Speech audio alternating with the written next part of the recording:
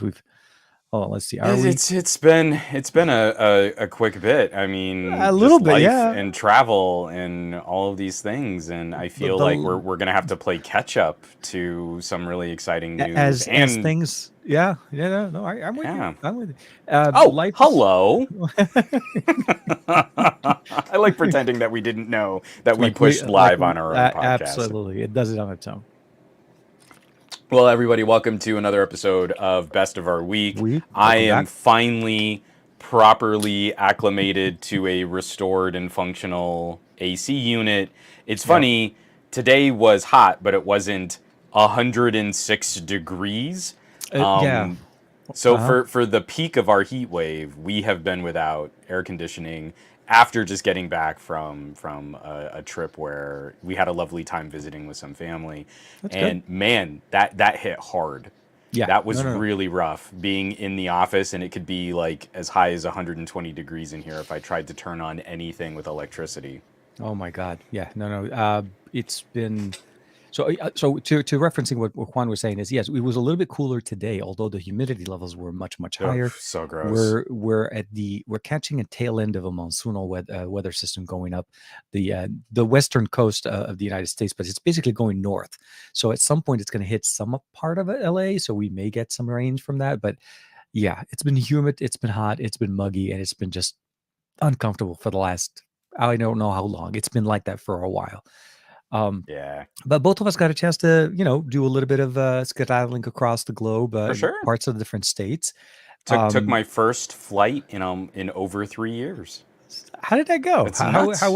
It was crazy for Um, me going to traveling during that week. Last week was just absolutely well, bonkers. and I mean, again, you tackled another international trek I too. So I mean, you were international, you were local, definitely hopping. like in one day, I was traveling three different airlines and three different airports and a whole bunch of different things kind of going on. I was like, crap. I hope none of my flights are late. I hope none of my flights are canceled.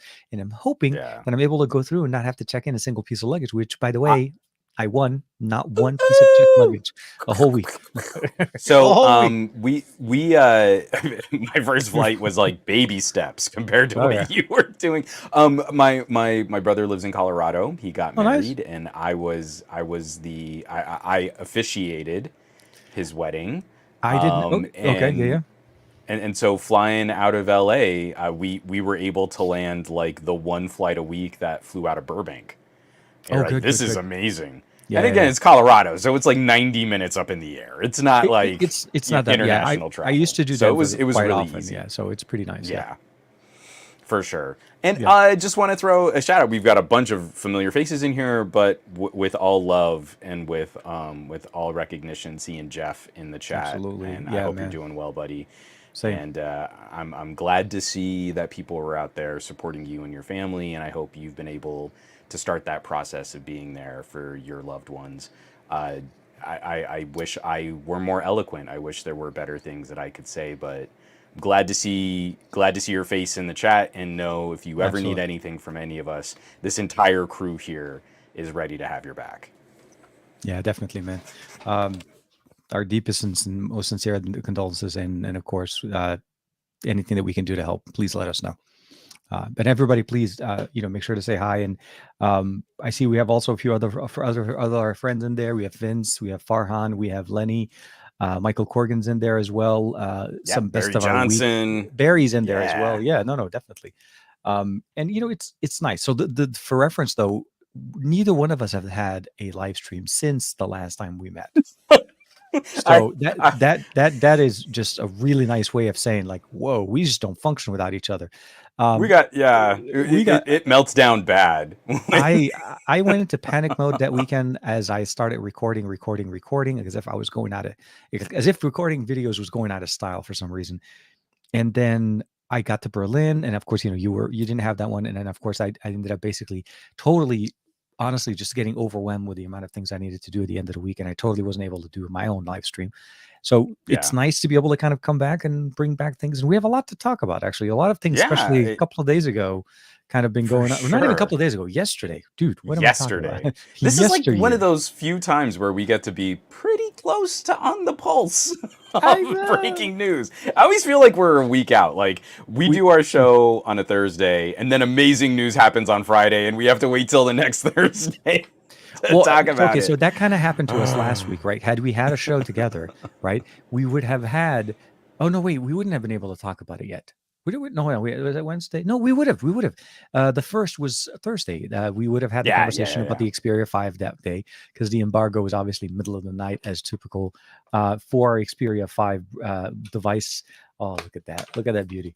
Okay, we got to do this together. You got Wonder Twins activate. Sony, do not fail me. Yeah. Okay, so this I gotta clean it. But Sony, Yeah, do not fail. mine's definitely been rubbed in some dirt and has Uh, been getting used pretty yeah, heavily. I mean So, the texture on the back is pretty nice. I like it. They used the one from the Xperia 1 Mark IV. It's oh not yeah. as fingerprint prone, but you could still get smudges on it. It's not like 100% clean. And for me, And it's they also it seems to pick up pocket lint pretty well. So pretty, because you have yeah, that nice matte finish, you try to take a photo of it, and it and just it, all those little like fibers stand out. So it's like, oh, my beautiful Sony looks so dirty and gross right now. it gets Ew. it gets you. It gets you. No, but for sure. So the Xperia 5 is among us. Obviously we were able to play a little bit with it together. Obviously not, we actually didn't get a Yeah. chance to spend some time together. We weren't able to meet up for this No. for this Usually we specific try one. and tag We team some tried. aspect of this. The It week did before not was work out hard. scheduling. Yeah. Yeah. So So do we want to? Oh, I mean, we obviously have some hot SEO keywords going on in the title. Do we want to start with the Xperia and then we can save Apple I think as yeah. I sort of mean, for so the later? Apple event is obviously the overall glooming, not looming, but Sure. sorry, glooming. No, looming is fine. That's fine. Looming is fine. Glooming is a Speak different. your truth, TK. Speak your It's truth. the glooming part that I want to talk about maybe a little bit later. But yeah, I think we should start off with Xperia because I feel like Xperia is kind of like at its core for me. I'm excited more about this device. Nothing personal against the iPhone, and the all the announcement and the amazing announcement. They did have quite a few. I like some things they did, some things they didn't. We'll talk about that a little bit more. But Sony finally brought the 5 Mark IV. The 5 Mark IV is not going to be like this 4 to 5 months wait before we can get it. It's going to come a lot sooner, a little bit later. I mean, obviously, than the Xperia 1 Mark IV, which should be coming up, by the way, later on this month. And we're going to tune in right now to Juan having his special moment with his Sorry. best friend. Of course. So No, the no, no. moment Too late. Too late. You missed it. Okay. Well, for everybody's joining us on the audio podcast, Juan was doing some interesting things to I the was episode. trying to minimize the ASMR effect of rubbing a phone against my face in a very lewd and I'm trying to lascivious figure out how fashion. to describe it. How do you do visual description to this? Yeah, The audio right. podcast is not getting this conversation. We need people who do like audio. What do you call that for people who are seeing impaired and they have the special Visually, audio track that describes what's going. Anyway, that's not what you're tuning into this podcast for. Is me struggling to remember words. yeah, Xperia no, 5. yeah. This is one of the most significant design changes that Oh, we've seen absolutely. in the entire current modern It's a bigger Xperia battery than lineup. its older brethren. I mean, come on. How do you? I mean, just Well, start off I'm by you. I'm just happy. I mean, starting like at the most basic, Yeah. I'm just happy that the 5 frame now more resembles the squarer and more angular frame of the 1. Yeah. I've actually not always enjoyed the rounded edges It's always on the yeah. previous Xperia 5s, and Yeah. now they're cut from the same cloth. So this is already a very significant change for the 5, even though obviously we're familiar with this design language from the Xperia 1, but without losing anything. Sony has created an iterative upgrade pattern, but so far, like every single time, like think about it, we're going to talk about iPhone, and iPhone is losing things year over year. Yeah. Sony, we've got like one minor change to the camera stack, and yet So everything else has been yeah. added, and they've kept everything that makes a Sony unique. So I just need to absolutely. give them that kind of credit right up front. If you want a premium tier, nicely built powerhouse device, and you don't want to lose features year over year, your last option to vote with your wallet is a Sony. This is Anything Sony, else is going to have a different set of compromises to get and a the key few kind feature of here, upgrades. one of the biggest thing we have to also keep in mind is that the price for the 5 Mark IV did not go up. So Nope. we got more, we got newer things, we got I mean, obviously there's a lot of improvements in there, and we're going to talk about all of those. But the biggest thing that I loved about it is that they stuck to the price. So Yeah. in reality, this is why in my video I kind of titled it saying, is the 5 Mark IV better than the 1 Mark IV? To a certain point, I'm trying. Obviously, there's a little bit of a clickbaiting. I'm trying to entice a little bit of emotions there, but in my opinion, I feel like the 5 Mark IV got the better deal this year a little bit than the 1 Mark IV. Not to say that I don't appreciate the cameras. Obviously, the 1 Mark IV still has its own unique experience, Sure. but the 5 Mark IV, I feel like it's the more pocketable. It's the I feel like the more sporty version. I always associated it with gaming more so than photography, Yeah, because that's the how it was Xperia always one to first. me always feels a bit more like a truck, and the Yeah. Xperia 5 to me always feels a little bit more like a roadster, A little bit, yeah. I mean, it's right? it's the engine that could. It's a 1080p, 120 frames per second refresh rate. You got a beautiful frame, 21:9 aspect ratio, stereo speakers that are louder, brighter display. I Hmm. love the camera experience, the balanced camera experience with the 4K 120 across all lenses. We have Yeah. OIS, we have autofocusing Oh, on high autofocus there. refresh, high readout sensors on the Abs- back three the cameras. best way to Just do it. so pretty. And to top it off, of course, we also have all of the other improvements in there as well with the Hmm. gaming engine. The streaming capabilities that we saw with the 1 Mark IV are all in here. The using it as a display monitor for your cameras still there. Yep. So I mean, literally, this is Sony is truly the only company, literally every year, giving us more and giving and adding more. And if they're not adding something, they're making it Yeah. better. So to So me, I think we can point to the minor compromise in the camera stack. I had a lot of people in my comments for my yeah, video. I mean, I understand. They were frustrated that the Xperia 5 didn't get exactly the same telephoto which we did experience last as year. the Yeah. So Xperia last year 1. we had that experience. They kept it.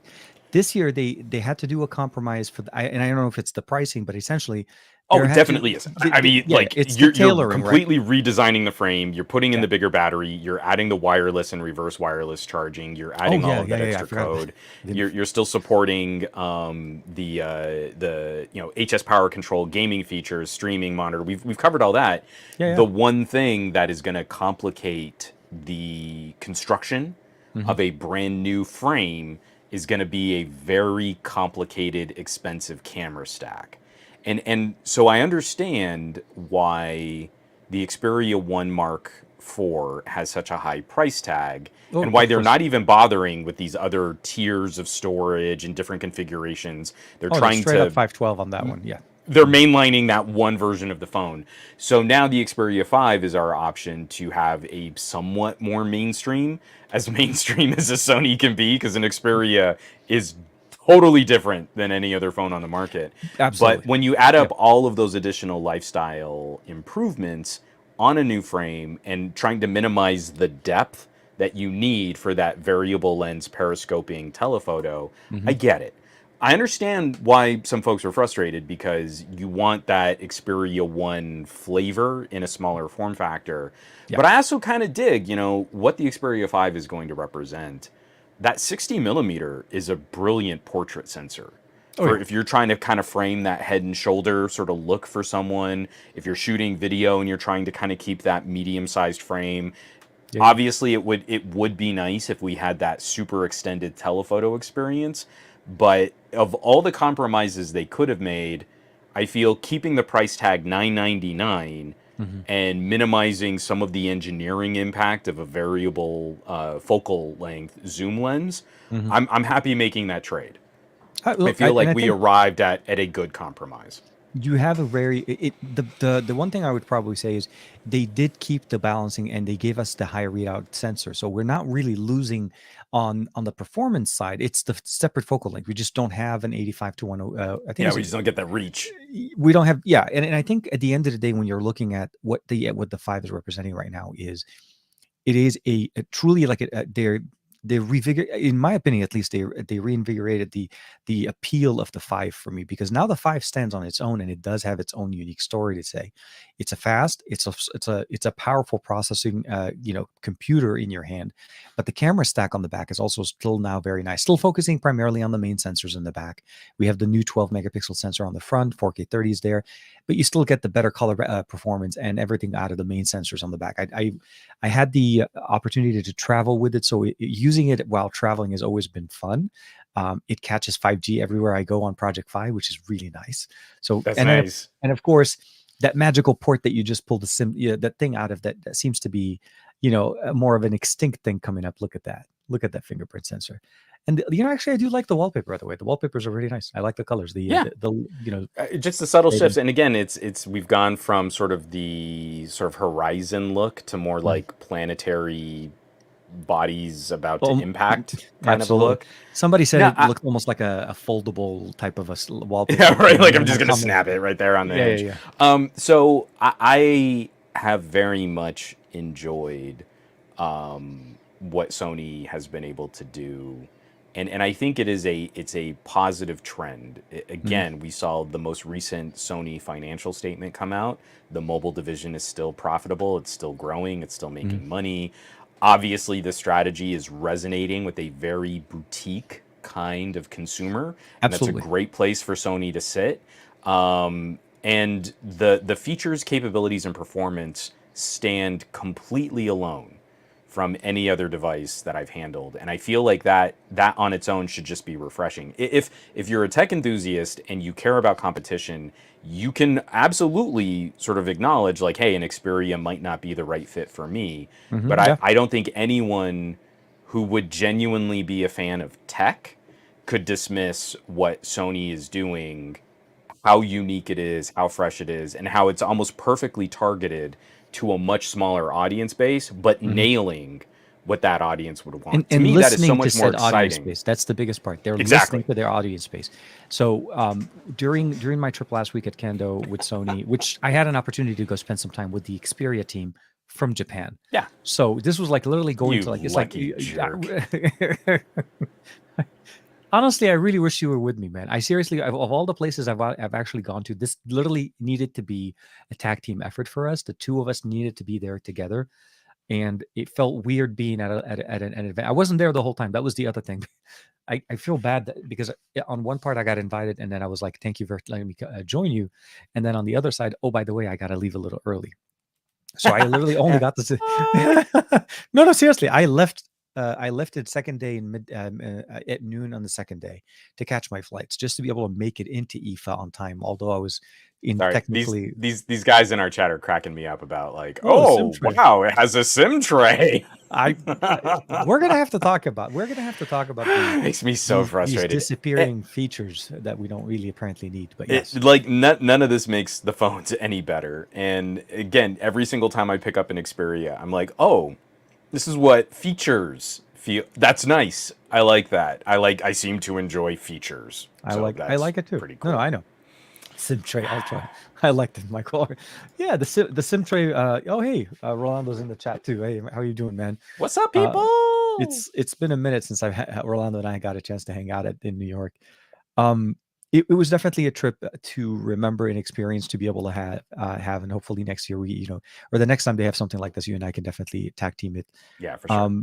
The overall senses that I got there is a sense of overall, just like everybody's appreciated what Xperia does, and they had quite a few different Xperias there. They had loaners there. You could pick up the Pro I. We both got a chance to play with the Pro I a little bit with I think the new feature for the live streaming, but the 5 and the 1 obviously embody all of the live streaming, live streaming from a gaming experience straight to YouTube. And I was trying my hardest. This is how weird and geeky I was trying to be with Sony. I was trying to get the AirPeak team over because they had a booth for the AirPeak. I was trying to get my Xperia 1 the 5 Mark IV that I had, to connect over to the camera that they're using, and I wanted to do a live stream straight to YouTube, but we couldn't fit the mount and the wire. We needed an L-shaped HDMI cable, and we couldn't get that happening. But if that would have happened seriously, that would have been like epic level, me geeking out to the 10th power. So it was fun.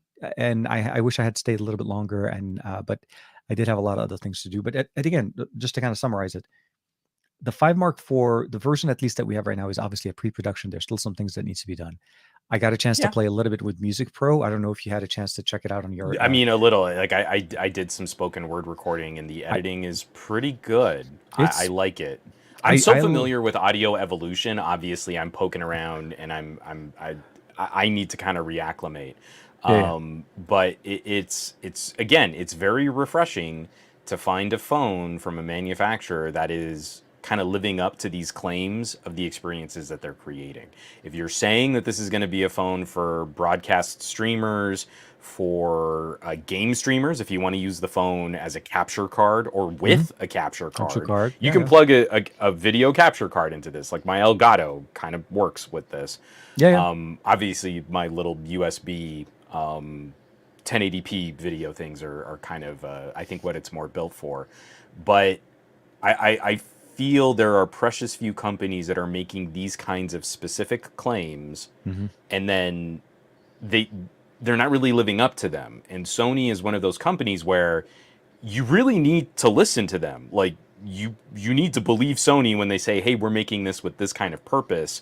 And then you pick up a Sony and you see someone, you're like, "But what about the average consumers?" And you're like, Sony could not be going out of their way harder to dissuade you from sort of trying to sell this phone to an utterly Understand. basic, Yep. like lowest level kind of user experience. And I feel like that deserves to be judged on a, or graded on a Mm-hmm. different scale, on a different curve. You should grade that on a different curve than a phone that is trying to be sort of a general milk toast all rounder.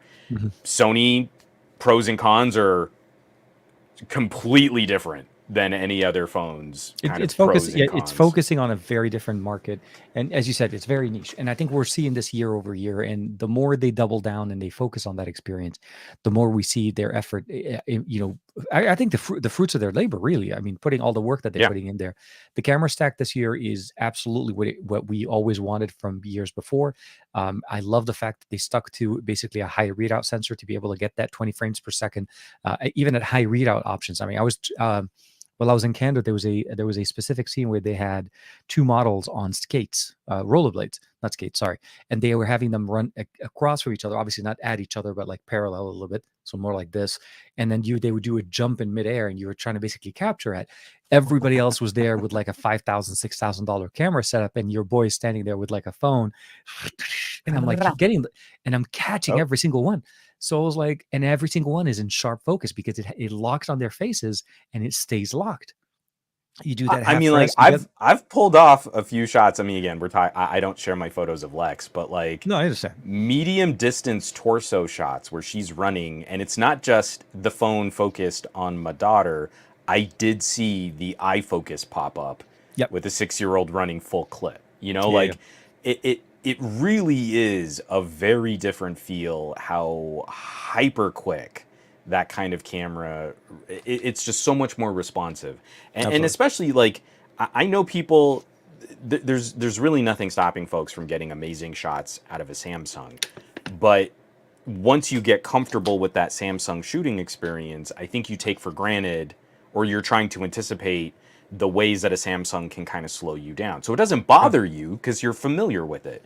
If you pick up a Sony from a Samsung, you're immediately going to notice substantially less processing, but nailing those critical focus, high activity, sports, action kinds of photos Yep. so much easier than what you can get from, I mean, a lot of our Android and iPhone sort of players right now, but I Hmm. always feel kind of point to Samsung as being one of the more glaringly consistent at sort of slowing you down for that HDR photo experience. And Sony's, I mean, it's spooky. It really is. You can see how much of their AI processing power is going into tracking the eyeball of your subject before you're even near pushing Because the shutter their button. It focus is is getting you to get the remarkable. right shot from the lens, not after getting the shot Yeah. from whatever system you're using. And I think it is a different approach. You do need to understand that what it's there, and you may need to go in there and maybe work a little bit of tweaking. But the product of this camera is trying to give you the shot. you don't, it's trying to make it so that you don't miss that shot that's in focus and you're getting it. I mean, obviously in good lighting, you're not going to need as much. It really has a nice representation of colors and so on. Is when you start kind of going with high frame rate, like 4K 120 and so on, where you do need a lot of that light. And if you don't have a lot of that, focus ends up being the biggest thing that you need to hang with. Because if it doesn't have focus on the subject that you're trying to shoot, the whole thing becomes bupkis, right? There's no point in, you can't use the footage if your subject is totally out of, like, in blended into the background. So I enjoyed using that. I enjoyed shooting also a little bit of light, low light. I got a chance to use the microphones. I used the vlogging kit for my Xperia Pro I. So to me, I kind of like wanted to utilize a whole bunch of the functionalities in different scenarios. I know I'm going to bug all the Sony people. I'm going to plug it into my Panasonic. Hey, look, it also works with my Panasonic. Look at that. I can stream from my Lumix on your Xperia. La la la la la pa, la la la. No, I might pick up another prime lens for my Lumix. Just, I think I'm in pretty deep. I'm going to be stuck with Micro Four Thirds for a while. I experienced a brand new, the GM2 24 to 70. That was just so good on the Xperia. Oh, that looks like a brilliant piece of glass. Oh my God, it's so much lighter than the first generation, and so everybody's main. It's because it was a coffee can on the front of your like little mirrorless camera body, and you're like, oh my God, it was just that lens. I almost felt like they should have had the mid lens bracket that you would normally see like on a Canon 100-400. You know how you don't actually mount the camera body, you mount the lens to your tripod. On the camera. Yeah, I know. The 2470 to me was so close to requiring that kind of a mount. It was with your heavy. Tiny, lightweight Sony mirrorless camera body, completely inadequate for hand holding that lens. It was such a beast. So David Kogan, the unlocker, did end up playing with some of their most largest. I call them the torpedo lenses because they look like they're about torpedo. And you're right. Yeah, the mount is built to the actual lens, not to the camera, because the camera is so much lighter by comparison. It's like a child's play thing stuck to the back that just happens to kind of catches the images. But no, I think most everybody was doing is using the 5 Mark IV with the 24 to 70, and I think that was the best combo. And I really personally love how that the glass, it's just the clarity, that the ease of snap, the autofocusing. Obviously on the 5 Mark IV was the 7 Mark IV was really good, and this just ended up basically being like so much nice. So I'm trying to figure out how I'm going to be able to save to that and still be able to afford my mortgage. But the thing is, like, I feel like you've overlooked a very significant data point. How do you even say the names of Sony products? It's like Alpha A7 IV and Xperia 5 I mean, like, you can't even say them. I mean, you can't even say like I'll say what the names of them are. If you're not able to say the names or hang with the crew that can say the names, you may not be cool enough for an Xperia. Let's just say that.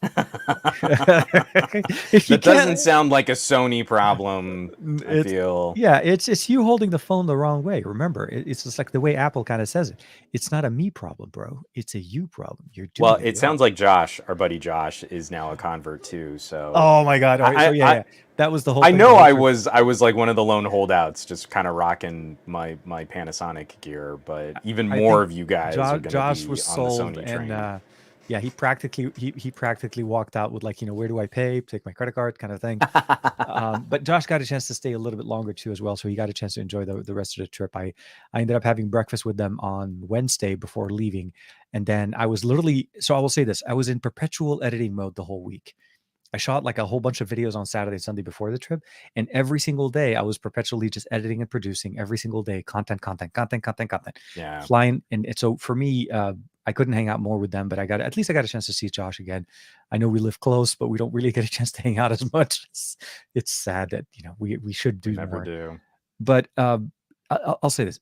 Overall, the 5 Mark IV is a solid performer. We're going to be able to start picking it up, I think, at the end of October, so around the 22nd of October, if that doesn't change. And honestly, not just a solid performer.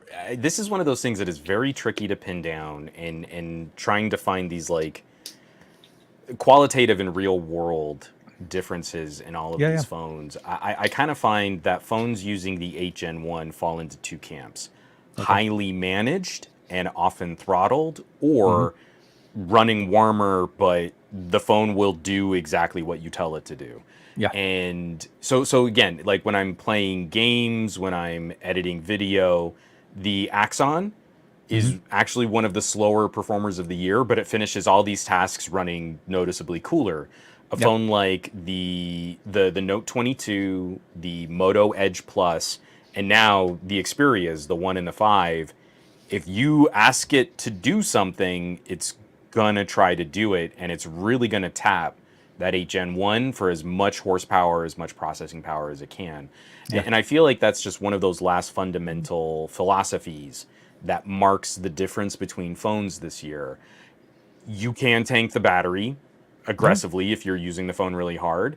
It's actually not difficult, especially in summer heat here in Southern California in So high yeah, that was 90s. that was the Getting challenge of getting these devices while we're running 108. I'm Yeah. like, oh my God, that was just a tough Well, day. I mean, and you're like, I don't know if you you have an order in for a Steam Deck, right?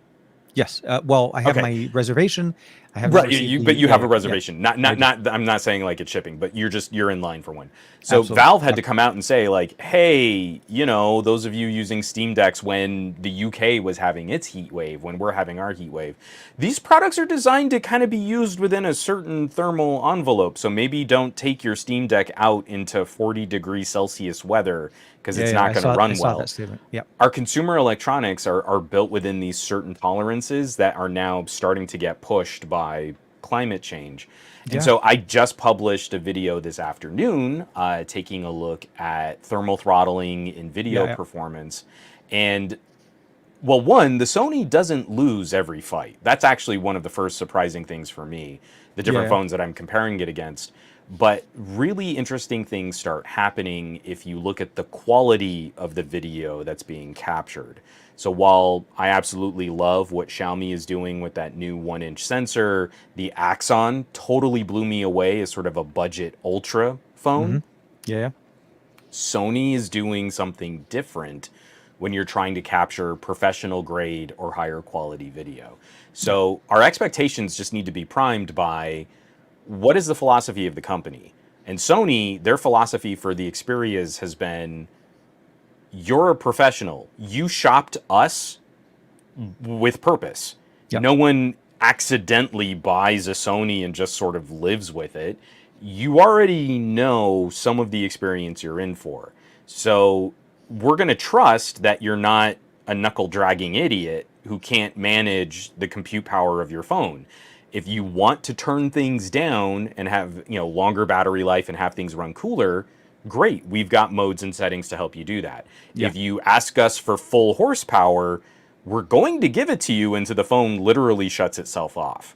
Yeah. And Yeah. I feel like to me, because I'm a grown up, I like that philosophy better and I can get pretty good and I can get pretty granular about managing that kind of stuff. I feel once price tags hit $1,000, Hmm. I should have that kind of option. I Yeah. should have that kind of choice in Yeah. how Yeah. I use or manage my own products, not looking at a Z Fold 4, which no longer has a high performance mode. That makes me really geeky, cranky. And so I really like Sony is this last special little I know. addition to the smartphone It's landscape. becoming that more and more every year we look into it. It's literally holding the flag and basically holding spot for all of the things we love right now. And I'm loving the fact that they're profitable and that they're able to hopefully continue doing what they're doing best, and that's basically listen to their users and keep improving their experiences. Yeah. Um, but it is, you're right. It's like a you're putting all your eggs in one basket right now. If you really love creativity, really like control over how you're producing your content, Sony does a very decent and a very good job of not impersonating, but bringing in alpha experiences into your device. Yeah. And you see that through the UI, from the camera shutter button, from the half press on the button, the autofocus, the high I'm speed, telling you, man, all of those, man. like running that test shooting video, Sony's are the closest at actually operating like real cameras when it Mhm. comes to maintaining a consistent frame rate. Yeah. Like even just that is kind of a big deal. And I know like, you know, we should probably shift gears here and start talking about iPhones. And I know A series Bionic chips are the most powerful chips and that's great. Apple said But they're the best on the market, man. So let's yeah, just they are. No, let's not that's because deny it. Apple PR said so. I don't know if Yeah, you yeah. saw this, but like It was Tim on a Cook chart. was like, It "Hey, was on just a buy your chart. mom and grandma an iPhone, and then you don't have to worry about green bubbles." But testing this out against so many other phones, and this is something I feel like I need to maybe start doing more consistently. Yeah. We take it for granted that I guess consumers just don't care about having consistent frame rates in their videos, or minimizing dropped frames, or having less errors in their videos. You know, those dumb consumers, why would they care about quality on their phone cameras? And now that the Sony Xperia team is, it seems like it's almost directly under the Alpha team at this point. There's Yeah. very little like mobile division. It feels like an offshoot of the Sony So Alpha. I'll They say, build their phones to that same functionality. If you save 60 frames per second, I'm seeing almost no dropped frames in over 90-degree heat, and the video stays like locked at that's nice. 60 frames per second. I don't Yeah, yeah. see any dip or drop or degradation to that video file, and I can't say the same for a lot of other phone manufacturers. It's depending on the approach of the device. Like you said, it's either it's managed or it's basically unleashed and allowed to run the way it's supposed to. The 8 Gen 1 itself does have, um, I mean, the 8 Plus Gen 1 did fix some of those concerns, or they at least tried to bring down the performance, the power draw during performance Hmm. and improvement. And I do notice that, but It you're is right. refined. It is It, better. it is Yeah. definitely defined, but I mean, the four and the one and the five typically come out with the same processor. So although we didn't get the five earlier in the year, it still technically was done and baked and ready to go. So Yeah. I'm loving the fact that of a couple of things. There's one thing that I did actually pose the question, or actually it was a suggestion over to the Sony team over in Japan, and I said, look, you're bringing in a lot of alpha features into your Sony devices, into Xperia. Why not bring in high temperature mode? And that's something that I typically use all the time on my alpha cameras. Yeah. There's an option in the camera that because I run it for so long, that it Hmm. basically allows the camera to run hot, and it knows that I'm not going to be touching it. It's going to sit on a tripod away And from we from. have a flavor of that for the broadcast app. We There do is buried in that setting. There's like a that little endurance bit of mode. Yeah, yeah. the endurance mode, and you're like, one, I need endurance mode for Video Pro, and two, I need to be able to put Video Pro on the list for HS power control. That's so. Those are And the I two think things I that yeah combo will help a would lot be with power fantastic. with generation. Yeah. Um, Exactly. so so first thing I'll say this. A friend of ours, and I think you know Mark from Sony. I think he's been in a few of our meetings. Oh yeah. We've always talked to him. So during my meeting with with the team from Japan, he jumped in and he's like, "Well, we have endurance mode. It's in there." So they seems to be basically, at least on the Xperia one, the 5 Mark IV. Again, for everybody's reference, it's a pre-production piece hardware. Nobody has production hardware. They're not available yet. End of October is when anybody's This is able to the pick them up. closest we've gotten Yeah, to like what would be a retail pretty release, and it's pretty still decent, I will not say. exactly what Absolutely. the final is going to be. And what apparently has is which pushed to the Xperia 1 Mark IV already, because those are available retail already, not in the US, but Hmm. internationally. If you're using a Bluetooth controller, like the grip that came with the Pro I, right? If the camera Hmm. is connected to that on the 1 Mark IV, when I can't confirm that because again I don't have the 1 Mark IV anymore, um, Sony's at least mentioning to me is that they do have endurance mode now triggered on, or you'll have the option in the settings once a Bluetooth controller is turned on, connected, which means the phone knows it's no longer being held; it's being put in a cradle of sorts, or a tripod.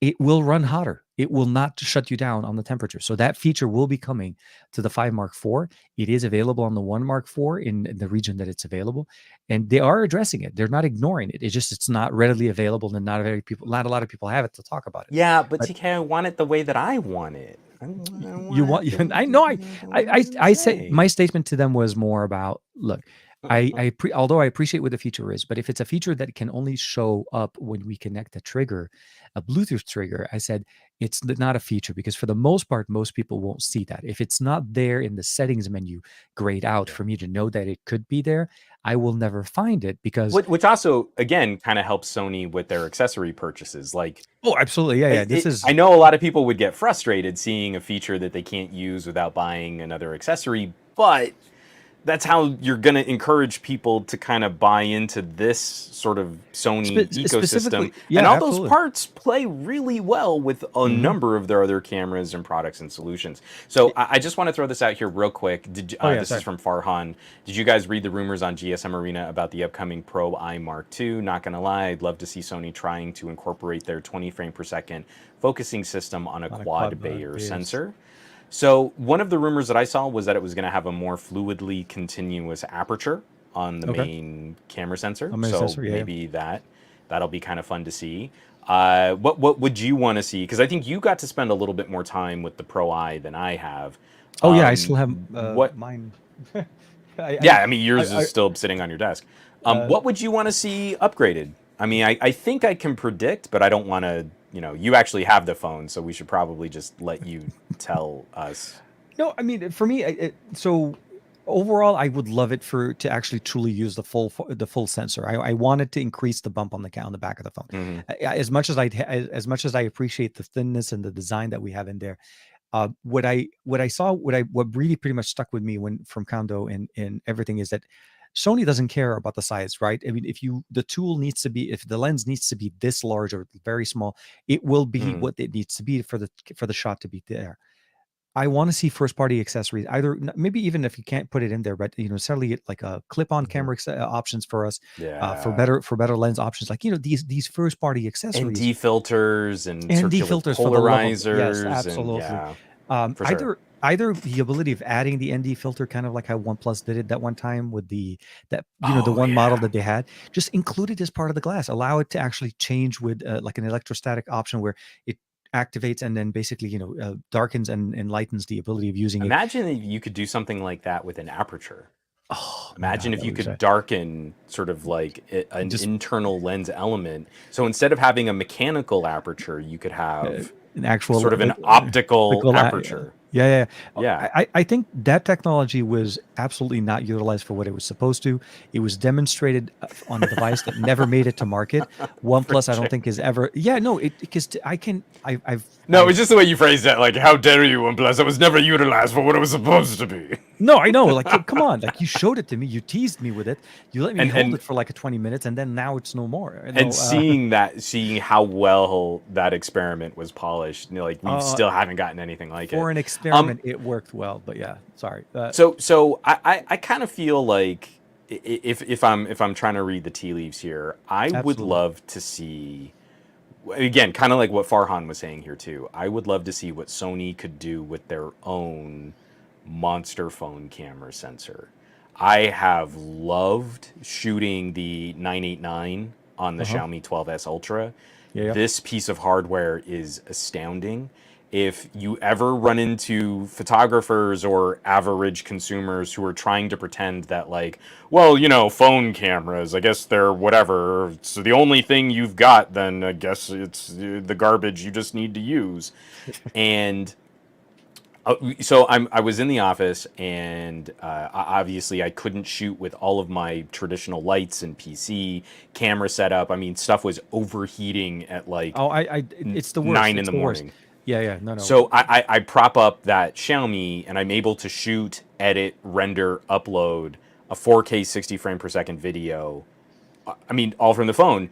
And what's hilarious is setting the Xiaomi up on my desk Hmm. looked almost identical to using my Lumix with my $1,000 12 to 35.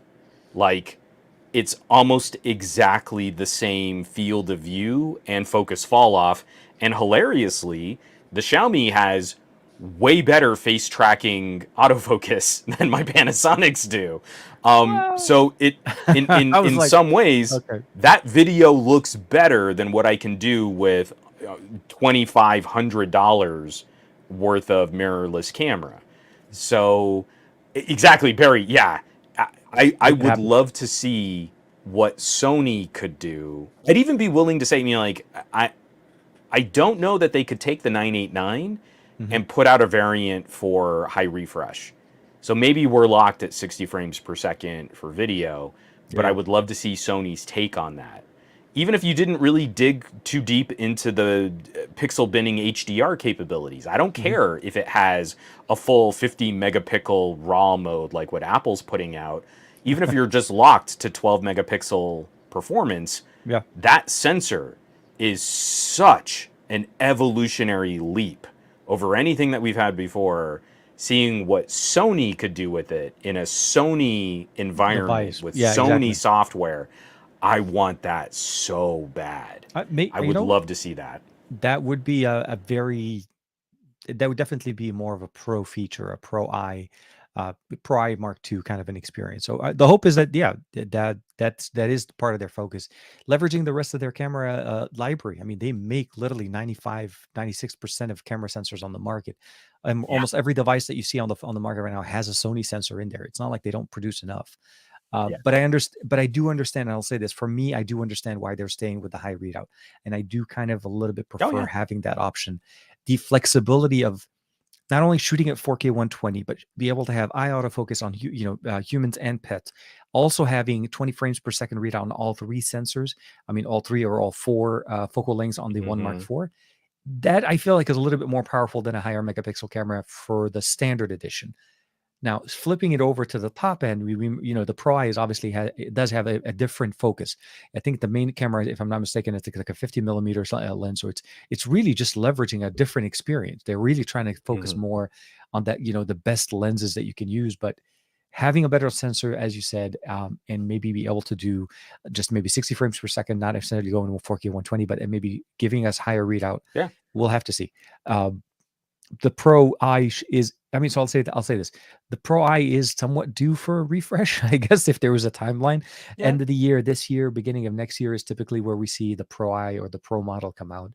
Um, but I do want to see more focus on endurance mode. I want to make that feature. I Yeah. told Sony, I said, we need to have that feature dead center and we need to talk about it more and more and more. Because if all it costs for me to be able to drive my device, obviously it's not that expensive, by the way. It's an $80 accessory, the Oh. Bluetooth trigger. It's not that it's the same one you use on the ZV-1. Yeah. It's not Yeah. a So new again, not a new I, piece of tech. I get it. Like I have harsh criticisms for ecosystem, Yeah, right? yeah, no, I think absolutely. all too often that's kind of a lock-in. But if you're already sort of leaning towards being a Sony shooter, that kind of hardware overlap is very unique. Yeah. I want to have this little ZV camera, and isn't this fun? Oh, wait a minute. I can take this exact same grip on my ZV and use it on my Xperia. That to me isn't necessarily the same kind of lock in. It's just like, what a fun perk this semi pro, or I should say prosumer camera grip that Mhm. I bought for my vlogging camera delivers similar functionality for my nice premium phone. I don't see that kind of accessory overlap No, on no, a lot of and other devices. but it's also because of the fact that Sony is focusing on doing first party accessories as For well. sure. So this is the Yeah. biggest thing. First party accessories always perform best, but it's the fact that they're trying to make it look. It's like buying a camera. You can buy the camera, the body by itself, the body with a lens, a body with a kit lens. You can buy the body. You can buy more expensive lenses separately. You customize the experience to what you want, and you find it, and you bundle it, or you may be able to get some discounts.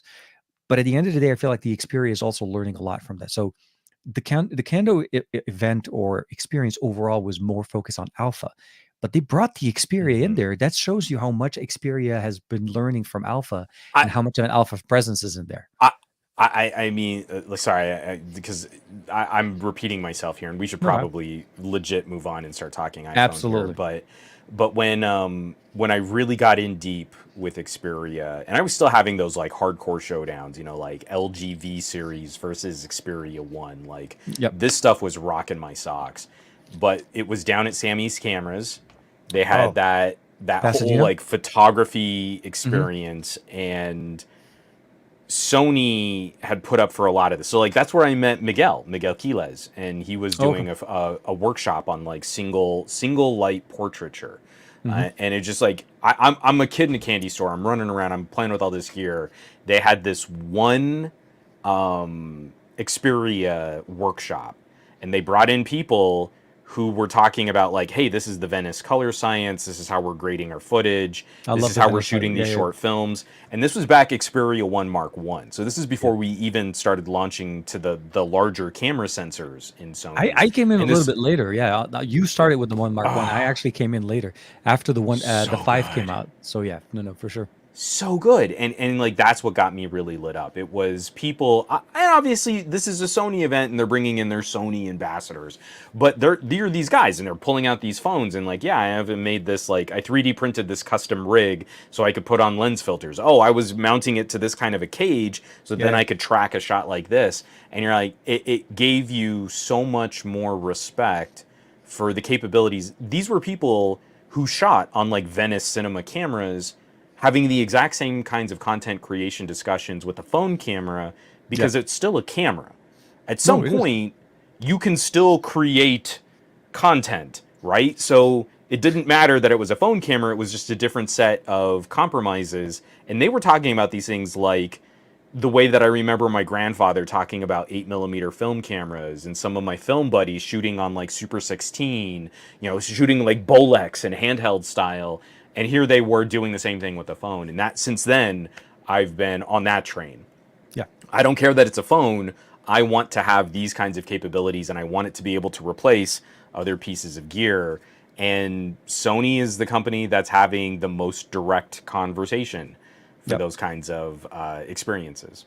So for sure. So for that, with that being said, with that, we want to do that quick transition over. Obviously, watching on the Xperia Well, One well, right now. I feel Ah. I feel BJ Gray 7 made the transition for us. For $9.99, I would take the 5 Mark Uh, IV over the iPhone 14 Pro. I why? mean, Why? that's Why? BJ? Why do you not think the iPhone 14 is the Pro specifically a much more powerful, more advanced camera stack but system? BJ just said it. I mean, I feel like that's all we need to say about the iPhones, right? I think that was it. Well, thank you very much for joining us. I think the iPhone event did its own thing. No, so I think we do need to do somewhat of a gear shift and kind of cover the Apple event that just happened yesterday. Obviously, we there was a lot of announcements said there. I'll be honest, and I'll say there are some things that I got excited about. I actually did find some things in there that I finally felt it was the Mm-hmm. right for them to actually bring it. Like for me, the Plus is an absolute win. They should have had the Plus way earlier Okay, because it used to be a fair. big driving force for a larger display, larger battery on an iPhone 14, but you couldn't, or an iPhone, and you always had to go to the Pro Max. I felt like it was the only way to get the large battery was to go to the Pro Max. Sure. Um, but there are some things that are going on there that kind of just hit me right there too. They're like, oh my god, oh my god, you didn't just say that. Oh my god, no. So yes, let's talk Apple. Let's dim the lights a little bit and set the mood correctly because we're gonna shoot into the stars. Um, well, I'll start us off by let's cover the things in the order that they were announced. Okay, so Juan left, and on that one, we're gonna. Oh, dang it! Juan took me You said dim seriously. lights, so Okay, hold on a second. We're gonna do this. We're gonna. we'll get a little moodier here. You wanna do that with me, bro? Hold on. Let's do this It's here. best of our week after dark. Yeah, we're back. We're back with you here on the show, the best of our week after dark. We're gonna Whoa, talk some Apple yeah. stuff. So for the video, sorry, for the audio side, just for reference, we did dim our lights a little bit to set the mood and to kind of channel Tim Cook a little bit so we can talk and be excited about this stuff. Um, I'll start off by saying this. Maybe I'll say this. Was there anything in there that you saw or heard that excited you about Apple stuff? Was No. there anything? Okay, great. So we've done with that. So we're done. Again, I'm answering your question very specifically. It did. Excitement?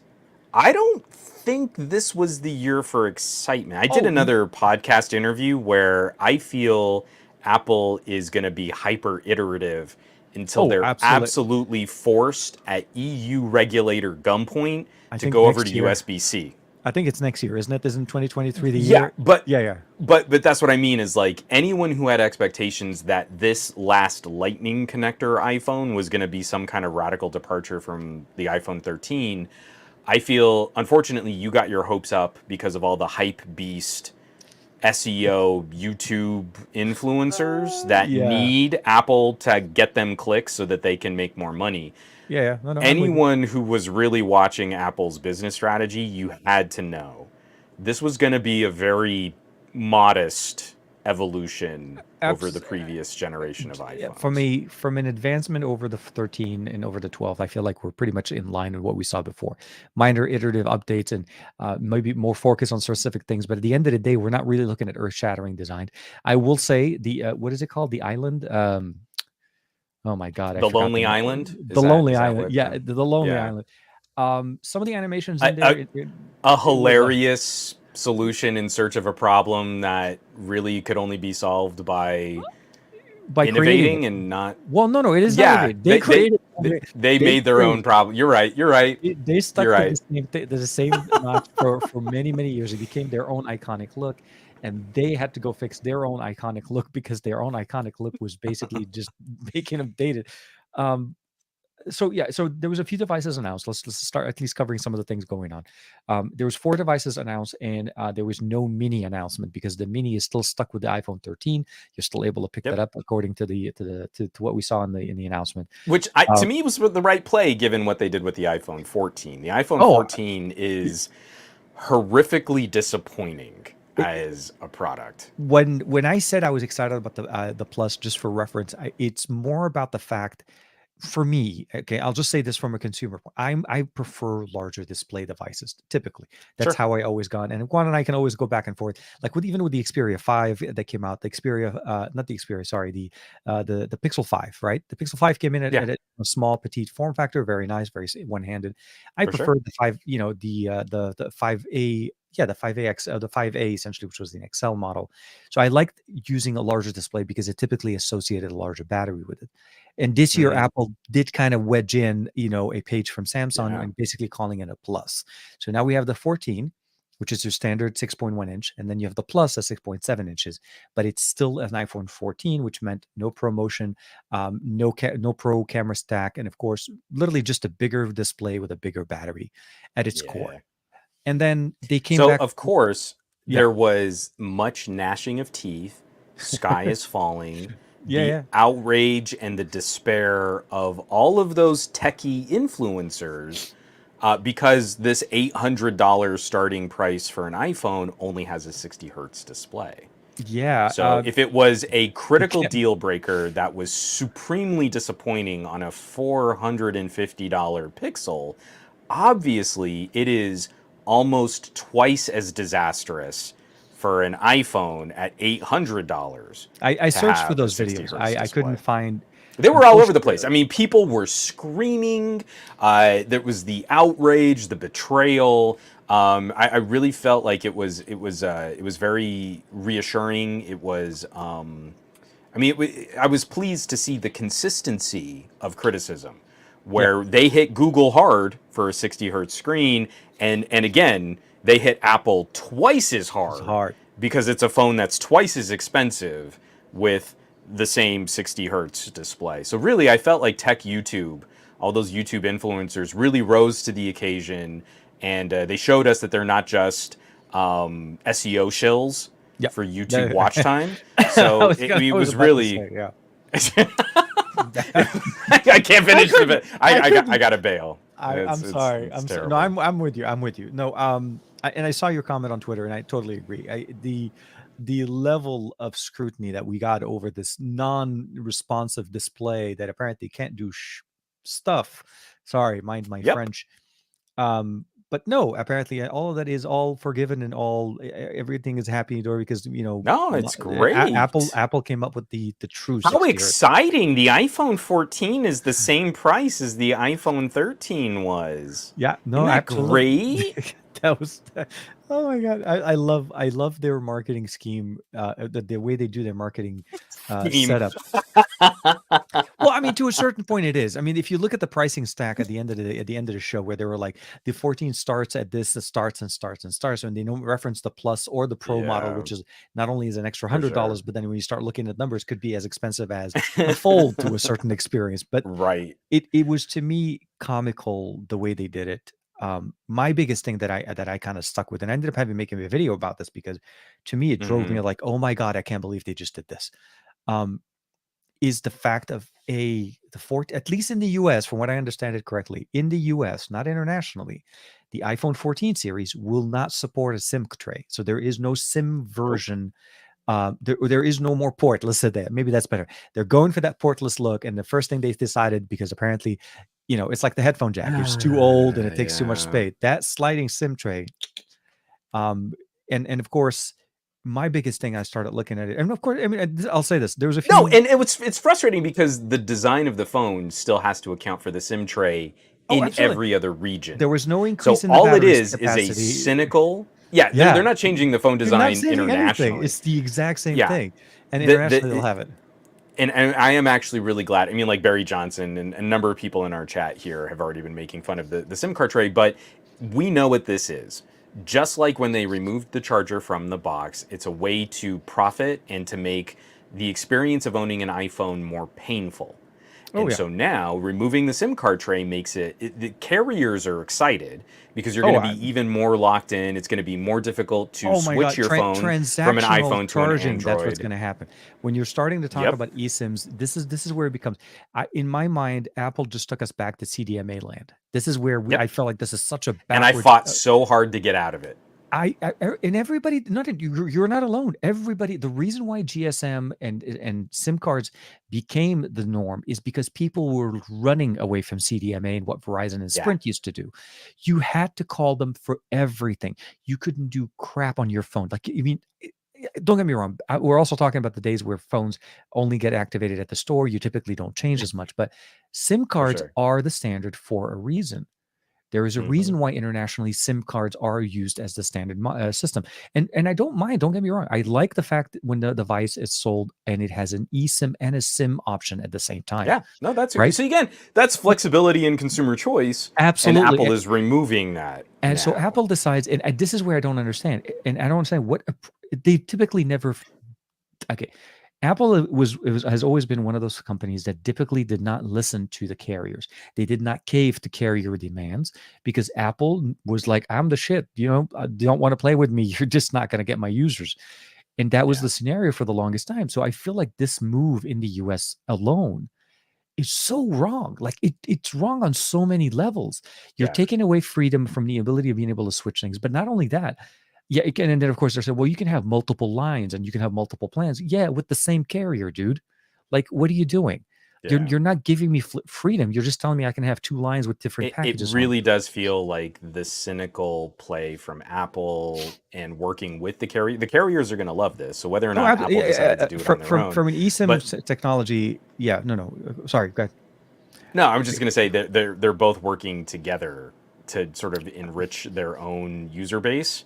Yeah, yeah. Again, it feels like another wealth extraction squeeze, which is going to make it more difficult to find options or to make a change, Oh, even and it reselling, the benefits. resale market alone. If you think about it, that yeah, all the Well, did logistical you things you have to go through. and did you see the Hugh Jeffries video on all of the millions of Apple devices that just get locked and become e-waste? I Oh, mean, like, there's absolutely. nothing you Yeah, yeah. can do with them. Nope. Apple refuses to change any of their security policy to But facilitate that as like a gadget refurbishment or gadget recycling. And we're not talking about stolen devices. We're talking no, we're about talking legitimate. someone Yeah, yeah. owns an iPad, they can't get into it, they've forgotten a password. Oh well, guess you better throw it away and buy a new one. Can't And reset it. this to You me can't. just feels like another step, another twist on that like vice grip of Yeah. squeezing more cash out of their own consumers. And it's the leverage behind it is that and so here's the other thing that kind of kicks me as well. The move wasn't done in a way where it standardizes the use of eSIMs. They made it simple to go from an iPhone to an iPhone with Bluetooth connectivity to be able to transfer an eSIM from one device to the other. Sure. They did talk about obviously the ability of managing some of the functionalities of your eSIM. But at the end of the day, if let's say you're an iPhone user that wants to switch over to an Android, there's no process. Android and iOS right now don't talk to each other when it comes to eSIM technology. So you would literally Nope. have to call the carrier, you'd have to transfer all of that information, put it on there. There is the resale market is going to be affected by this as well. But it's also Oh, for me, I huge. mean, just from a functional standpoint, I can no longer, if I did use this as my main device, and this is where all techies should start basically making their voices heard. They can't change their SIM cards anymore. They Yeah. can't do a SIM swap when they land in a different country and use a local No. SIM anymore because you can't do an eSIM because you cannot open up an account in that country. There is no, Well, on the TK, what go. you're supposed to do is put your United States iPhone into airplane mode and then buy a new iPhone when you land in another country. you I mean, Jaime that would was be complaining about that, and we are like, Jaime, don't be broke. We don't speak broke here, bro. Baroque. Obviously, No, you're that's a different. poor if you're even thinking about complaining about this. You just need to own an iPhone for every It, country that you land in, to and me, then I don't see the problem. the problem is honestly, it's the trend. It's literally the trend, and I don't like it, and I We've don't been appreciate. complaining about this trend since like Oh my the god. headphone jack was removed. Well, no, no. So It's that's what I'm it's saying just is, galling at this point how publicly arrogant Tim dude is Cook is about this stuff now. yeah, but but he was excited. I could sense his excitement in this presentation. Yeah, because he's It, gonna make some bonuses. He is lit up. oh, oh no, He's gonna absolutely. make a grip of cash. So they kind of briefly glanced over that at the beginning of the iPhone 14, and then they, of course, they How jumped in straight wealthy in. Tim Cook is? They just were Yeah. like, hey, by the way, I'm like super rich, bitches. Sorry, it sounds like a weird episode this week, but no, seriously. So once it hit that point, and for me, the rest of all the features that they kind of hit were very much like, I don't understand how this makes sense. I mean, I take that back. I understand why they did it. I totally understand that. Do I agree with Yeah, it? No. Would I be buying an iPhone 14? Heck no. That is not no. something. If I'm going to buy a phone, the 13 Pro Max would be the last version of probably, or the 13 Yeah, series, purely for that feature alone. fair. And a lot of the comments in my video did the same exact thing. They're like, no, no, no. I think the 13, we should look into. Actually, somebody forgot what it was. It may have been Farhan, basically saying, wait a minute. So what if we decide to start importing some SIM, the iPhone 14s Yeah. with SIM cards? I'm like, dude, I think you have a market. I think you probably have a So market here.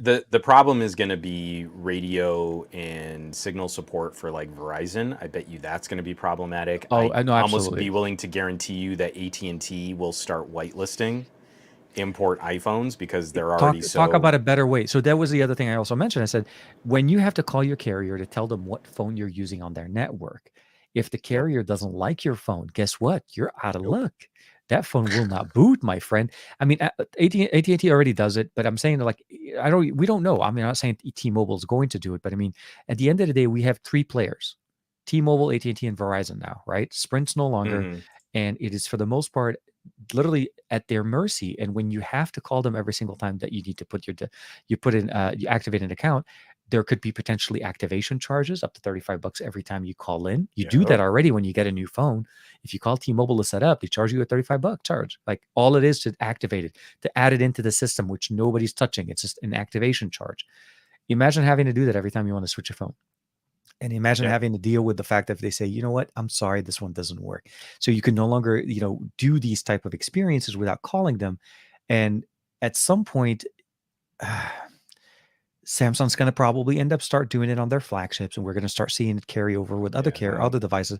And that's when we end up being stuck. This is where the freedom of being able to use SIM cards becomes such a then it becomes something that only use on budget and low budget devices, which most people will still obviously need, because for countries outside of the US, the SIM card is a factor. People do carry two cards, multiple lines, and they don't use eSIMs. They don't want to call the carrier every time. And I No. also like, what about prepaid accounts, right? Like the ones that basically pay on a monthly fee. How do you do that?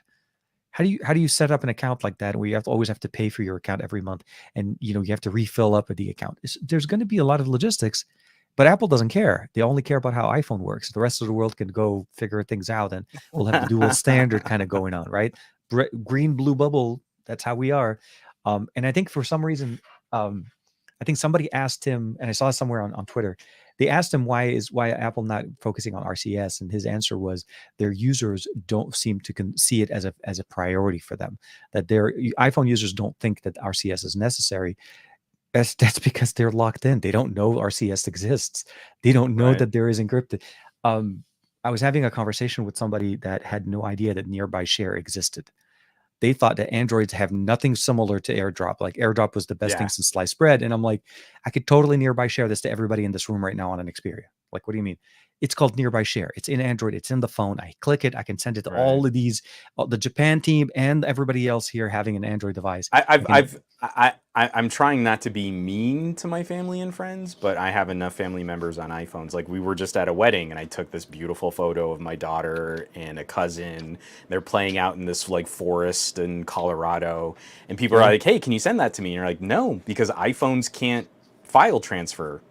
Well, what nope. do you mean? Like, this is a problem. Your iPhone is broken. Apple prevents you from getting files from Android users. I can email it to you, Yeah, but pretty much the Apple closest won't I. let me just send it to you. But AirDrop, I could send it over Bluetooth or I could send it over any other protocol. We could set up an ad hoc Wi-Fi. Apple won't let you receive it. Your phone is broken because Apple charges you more to break it and then fix it. Yep. Oh. And you're like, I hate that I'm having to be this sort of consumer confrontational, but it's all set up to make it look like the problem is with Androids. And it's Oh, not. absolutely. Apple Yeah, yeah, yeah. breaks the standards, so then it makes Androids look like they can't speak iPhone. I Mhm. don't want my Androids to speak iPhone. I would like us to all agree that if I have Bluetooth on a device, I should be able to send someone a file. Absolutely. But that can't happen because it just works. So, anyway, I do want to cover some things. Sure. I am not impressed with what's going on with iPhone 14. Hmm. I feel like the cosmetic and aesthetic changes to the iPhone 14 Pro are vaguely meaningless. Like, I really don't care about hiding your pill of a cutout with this floating, sort of screen disrupting notification space. I do appreciate that Apple is climbing sensor sizes again for Yep. the cameras. So we are seeing some improvements there. It's very iterative. But Yep. this is also yet another generation. So we were 3 iPhone Pro generations in a row where Apple has not stuck with one camera sensor size. And that typically is not good. That is very difficult to get your software, your processing, your algorithms all operating well. Yeah. The refinement and the efficiency of that take a hit. That's one of the reasons why Pixels have stuck with smaller camera sensors for so long. It's because Yeah. that those image processing algorithms are very well tuned for that camera hardware. So Exactly. then, one of the things that I think will actually help, though, Hmm. I've been so frustrated with techies that have complained about like really expensive Android phones from brands that don't deserve to charge more. Like, I think Vivo has been turning this block well, right? Since the X60, Yeah. a Yeah. lot of people still, oh, like you're going to spend that much on a Vivo. And you're like, yeah, have you seen these cameras? They're amazing. Oh, crazy. I took the X70 Now, Pro Plus with me on the trip. Yep. yeah, it was like, I went to a Sony event, but I had my X70 Pro. No, no, no. Um, I'll say this. I when I came back to LA, that the little switcheroo that I did from one flight to the other, I actually dropped off my Sony cameras because Here you it. go. No, no. There was literally no reason for me to bring it with me. I'll be very honest. I already had the purpose of bringing my Alpha camera and all the lenses and also was purely for the Yeah, Canada trip.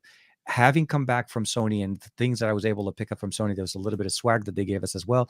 I yeah, just had too many things, and if I had carried everything with for me, I sure. would have had to check in bags.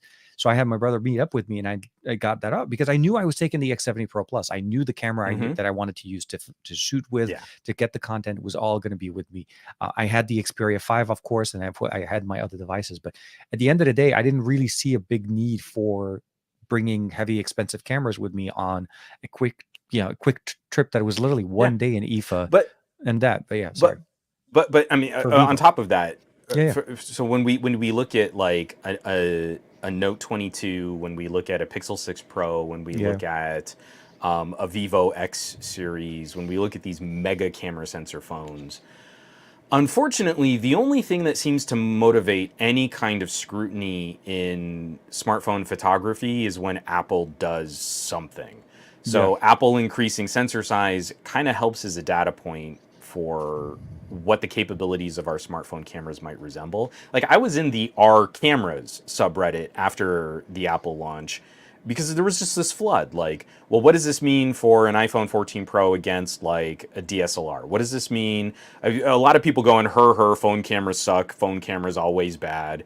And you're like, okay, we can now have some slightly broader conversations about optics, about what a photographic image should look like, and comparative performance. Yeah. You know, there are people in there that still in our cameras, and people who fundamentally don't understand things like, well, wait a minute, the aperture on the iPhone 14 got smaller. And you're like, no, it didn't. You got The larger. ratio of the aperture changed, but the hole that lets in light is actually bigger. We only seem to really be able to drive these kinds of consumer facing educational conversations whenever Apple decides to do something. So I'm at least appreciative of a Pro Max super expensive phone finally catching up to where the Galaxy S20 Ultra was. Yeah, yeah. It took Apple 3 years to kind of figure this out, and it's going to take them another 2 years to refine the image processing to really utilize the sensor to its maximum. But at least they're finally starting to have that kind of a conversation. So that I appreciated. The other thing that I think is also interesting, because I'm just such a nut for semiconductor design right now, I've been watching way too many of Gary Explains and Tech Potato, Hmm. breaking down like what's going on in CPU and GPU design. I hope what the what this new Apple Silicon does Hmm. motivates a conversation at MediaTek, at Google, and at Qualcomm to stop with this insane arms race on how much juice a mobile SoC can pull from the battery. We should not be having anywhere near the kind of power draw that the Hmm. 8 Gen 1 is capable of in our next generation SoCs. I don't feel like an 8 Gen 1 is an outright deal breaker, but you've got to put a lot of caveats on what an 8 Gen 1 can do. And Yeah. Apple is sitting a year out. I mean, if you watched Gary Explains video, and I would highly recommend everyone listening to this or watching this, go catch his video, because he does a very good job of trying to analyze Apple's totally nebulous claims on performance. Because it's just unlabeled bar graphs and aspirational feel-good marketing, has nothing to do with real-world performance on any of their products. But in him breaking that down, we're going to be looking at a very minor change to this year's A series. Yeah. This Which makes chip sense. is only getting, again, I'm not saying only, this is actually still an impressive improvement in mobile pocket computing power, but it's getting like a third the number of new transistors that the previous generation of A series Oh, okay. Yeah, processor yeah. got I get it. before. Yeah. So we're going to see almost no, I mean, very incremental or very minimal improvements to CPU compute and GPU compute. But Yeah. I'd be willing to bet very good money that Apple, in dumping another billion transistors on this die, they're going Hmm. to be working really hard on co-processors, improving the ISP, Absolutely. improving the screen management, and all these things that like Vivo did on the X70, right? Like these things are practical benefits. Like you can run your screen with less power from the SoC if you've got this little camera coprocessor. You can process low light photography faster, more efficient, using less power with these little coprocessors. And so I think that's probably going to be the big hook. It's not so much that this is going to be a radically more efficient chip, but it's going to have a lot of these very specific use case co-processing environments Oh, that absolutely. take load off of the main SoC. And I feel if Qualcomm can take a look at that and say like, hey, honestly, if you could give me Snapdragon 865 performance, but Hmm. with 2 years of refinement for better power management, most of us would be thrilled. Oh, Like, I absolutely. don't need more CPU compute than that. Hmm. What I need is better power efficiency, better camera processing, better screen management, better 5G radio support. All of that can happen at the periphery of the Hmm. CPU. It Yeah. doesn't need to happen on the CPU, and I don't need a CPU that's going to be so powerful that it causes the phone to throttle. So that's the one takeaway for me on this Apple event is Hmm. Apple is showcasing a year of refinement. And honestly, Qualcomm is in desperate need of a year of refinement to kind of get Absolutely. us all back on track for what our phones should reasonably be able to do. And I'm hoping that that's what we see next year with the approach of what the 8 Gen 2, or depending on how they go with the naming. Specifically, also talking to Qualcomm, they just announced the 4 Gen 1 and the 4 series and the 6 series. Actually, within the last 4 couple of Gen and days as 6 well. Gen, yeah. 6 Gen, yeah. But in a weird way, I'm still looking for the first 7 Gen phone to be released. We don't have a Yeah. device with that. We're still seeing 778 plus 778G plus processors being put into the mid-rangers, and the 7 series still doesn't exist. And I'm worried because at the end of the day, we're in September, right? So we're almost in October. How is it that we don't have 7 series out yet? Like, I'm not even one. I mean, but the bread and butter chip is like the 600, and so many of the low cost phones are the 400. Yeah. It took us a while just to get 4 and 6 Gen. I think 7 Gen is going to be in a weird spot for a It it's while. it's I it's a bet you, yeah. sorry, I bet you 7 Gen really takes off when we get the refined A510 core from Okay. ARM, the ARM reference design. Those were less power efficient than the previous A series low power cores. Yeah. And I think it does not make sense to put out a 7 Gen 1 when you need the power efficiency cores to really be more power efficient than the previous generation. So the I agree. 778 and especially the 765.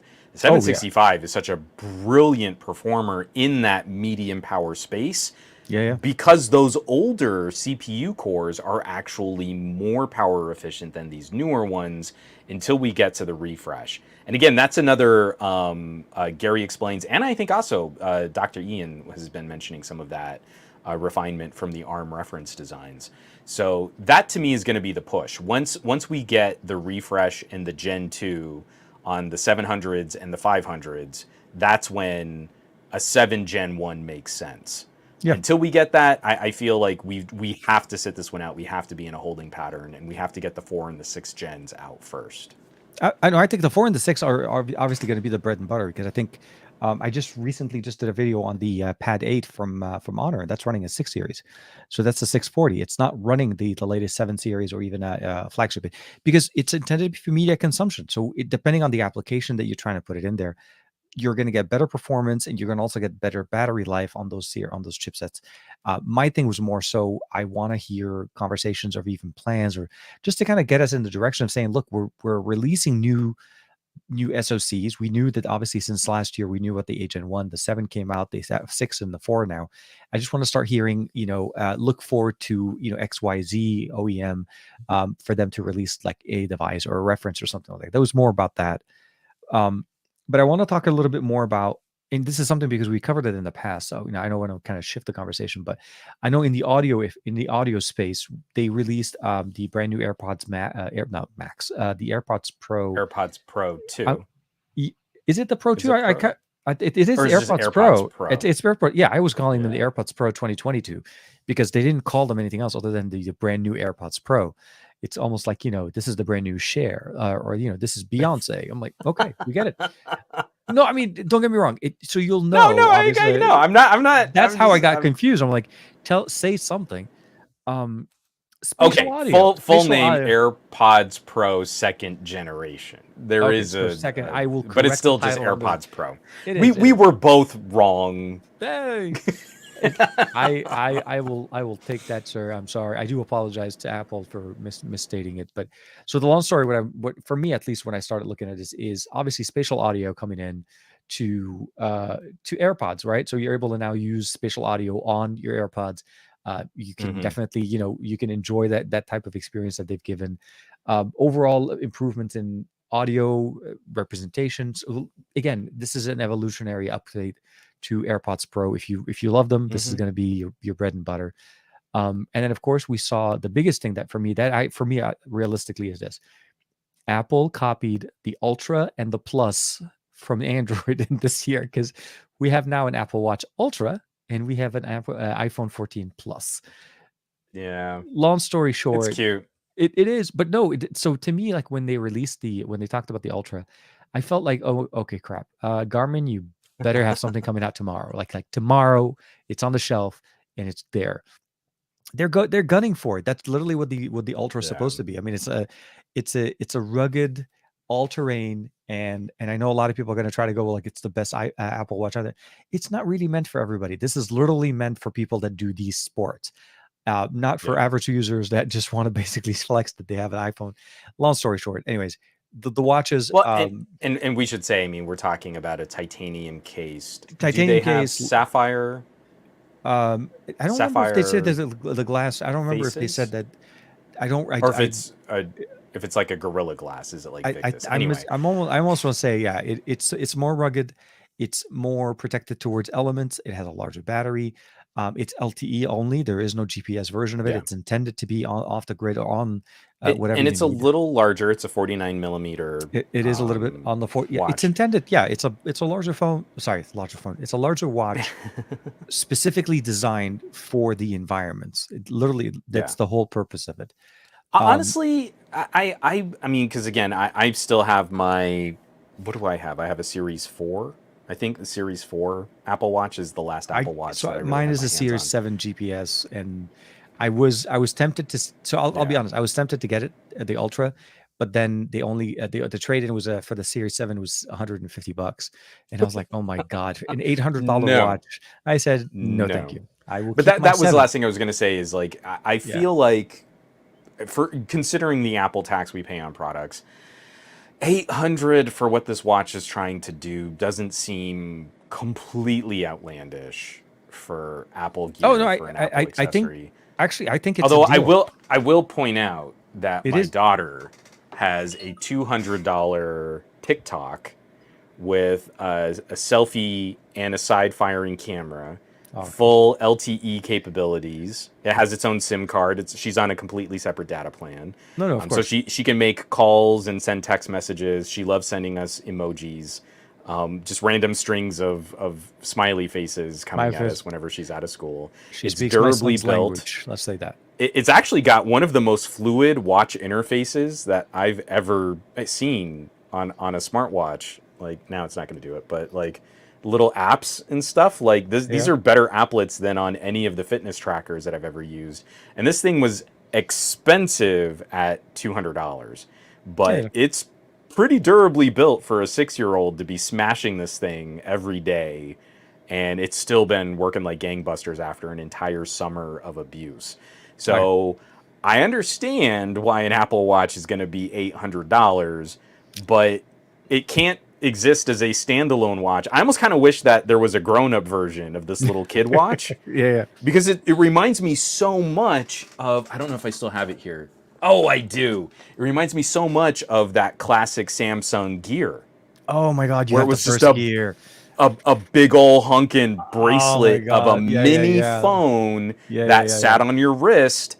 I love this thing. This is still paired to my S10e. I don't trot it out as much as I used to, but this thing is a champ. And it's a mini little phone that sits on your wrist.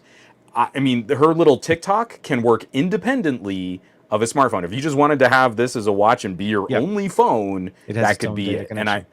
I want that in a watch for a grown up. I Yeah, yeah. wish I had that. No, I know. Don't get me wrong. I totally understand the price point, the pricing of the Ultra and what it does. And I actually feel like it to a certain point. If it does perform to the level that they're saying, it actually is not only is it a good competitor to Garmin, but it's actually could potentially be a little bit cheaper than some of the Garmin options that are available on the Yeah. market already. Oh, So for sure. this is definitely a good start for them. I just looked at it and it's like, okay, do I need these functionalities or do they make sense to what I use my watches for? Like, absolutely not. I am not going to make any kind of claim saying that I'm going to be going deep sea diving or Mount Everest climbing, Right. trekking, just to be able to justify saying I paid $800 for a watch. Absolutely not. And whomever wants to get the watch, absolutely kudos, enjoy it, do whatever you need. I feel like the Series 8, for the most part, if you're looking for the latest gen, even Series 7 will do very well. The software updates are going to be covering both features coming over to Series 7. The one thing that did kind of get me a little bit out of I was a little bit more excited to buy that I'm hoping to see more companies kind of continue with is the satellite connectivity on the iPhone 14. It wasn't Yeah. necessarily obviously not specific to the 14, but it's more so the ability of being able to do SMS messaging or tracking via satellite, utilizing satellite technology in areas where obviously mobile connectivity is not available. Oh, you So I mean do. SOS, not SMS. I'm sorry. Well, it's SOS Yes. messaging, Right. utilizing satellite. Yes, I don't know Yeah. why I said SMS. It's not SMS. No, no, no, no. Apple wouldn't do that. I'm Yes, I with know. you. It's Yeah, there's a lot of letters and stuff. there's a lot. No, Yeah, I know. again, I mean, like Apple deserves some credit for moving that forward, and Yeah, it yeah, was already something that we had seen sort of listed in upcoming updates for Android. This is definitely something that T-Mobile was making a lot of noise about, satellite communications and absolutely. incorporating that into their network. So the writing was on the wall for us to start taking these satellite constellations and utilizing them in a more direct consumer fashion. Yeah, But again, I mean, like I feel Apple deserves, they should get the credit for starting us off on a path where that feature makes sense for consumers. Like it's something that consumers can really access. I feel though that we just keep walking away from these types of events, and it feels like we're really grasping for what was the innovation or what was the improvement, and we're so ratcheted up on a yearly cycle. Your best trade-in deals with a Samsung are within a year of ownership, oh, under a absolutely. year of ownership, Yep. and Apple is increasingly feeling. I mean, they've always been slow, but they are increasingly feeling like silly iterative. I mean, like the iPhone 12 was a bad generation of phones.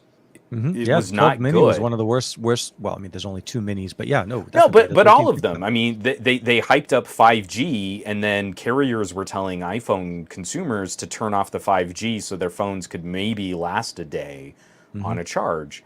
And so the iPhone 13, I think, is going to stand as one of those end of an era devices we didn't even know how good it was until we couldn't buy it anymore kinds of phones. I Yeah. mean, looking at the iPhone 14 and I'm looking back at the iPhone 13, there's nothing in the 14 that makes me feel like, oh, this is the jam, this is the upgrade, this is really what's going to get people excited.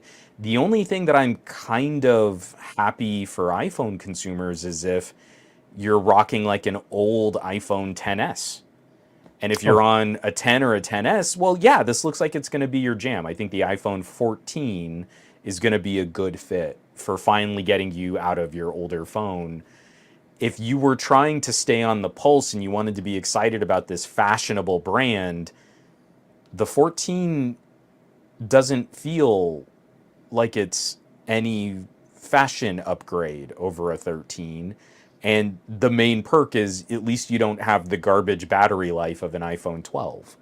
I So, think to a certain point, you're right. It's speaking to a much earlier, older generational upgrade cycle. If you were going to go basically from one device to another, it, for me, the 13 and the 12. I mean, the 12 does have some concerns, but essentially, at the end of the day, I look at it no, as the 12 is hot garbage, and if you bought a 12, this would be an opportunity to trade you it in prob. and get Well, I better was going to battery say you life. probably already jumped on the And 13 bandwagon last year. Realistically, living I through would the hope 12. so. I mean, like I have a cousin on the 12, and you're like, it's everything I can do to motivate any action on their part. They don't like the battery life, and you're like, trade the phone in, get rid of it. Yeah. Oh, I don't know. I mean, I already got it set up. It's a thing. I won't have to go to my carrier. And you're like, yeah, that's right. I bet you I bet you he's on the hook for a 3-year contract Contract on his on that iPhone phone. 12. Well, and what you said it yourself. He doesn't want to call the carrier. This is one of those weirdest things. People are, I mean, this is going to be a really wake up call for when they get the iPhone 14, right? Because switching it over from, let's say, the 13 to having to go to a 14 requires you to go to your carrier, requires you to go in and activate it, and then later you can start activating and moving, doing cases, whatever you want to do with the eSIMs at that point. But at the end of the day, the conversation is now shifting back into the whole, I got to ask permission from mom and dad if I can do what I want to do. And I don't feel like that's the right thing. This is literally back. We're taking us back. Oh, the iPhone C. Wait, no, no, the 7C? Or is it a five? Yeah, right. Isn't the iPhone 7C the short-lived No, C this is series? the iPhone 5C, just Oh, like five. Steve is Yeah, I don't saying. think. It's Yeah, I time to don't think. update my little. This is one of the only iPhones I still have in No, my no, no. collection. It's I loved well this thing. It was such the a terrible phone. it is. It's a candy phone. No, it's a they embodied the candy bar phone into a candy bar phone. You know what I use And that for?